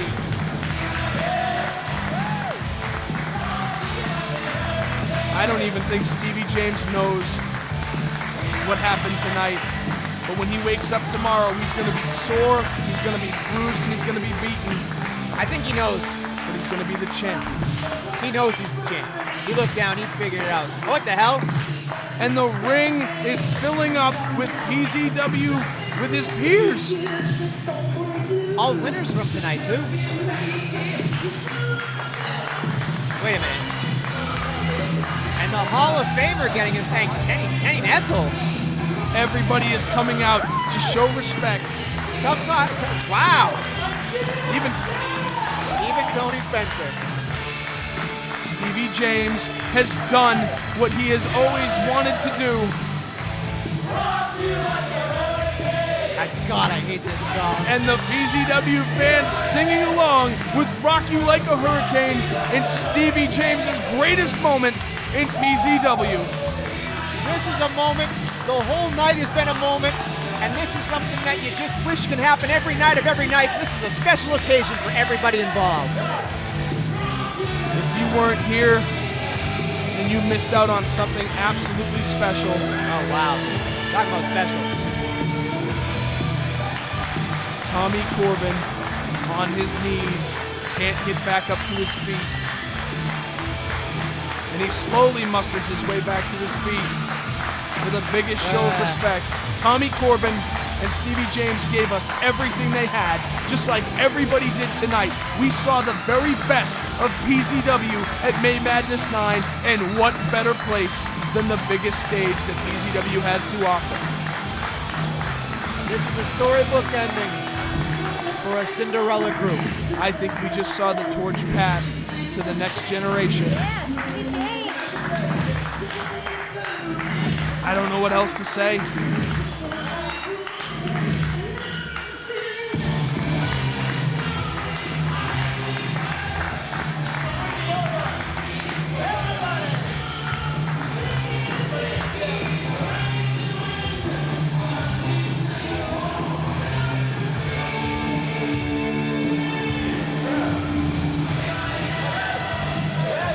And it looks like we're going to get a group photo for May Madness 9. Who let Detective Sipowicz in there?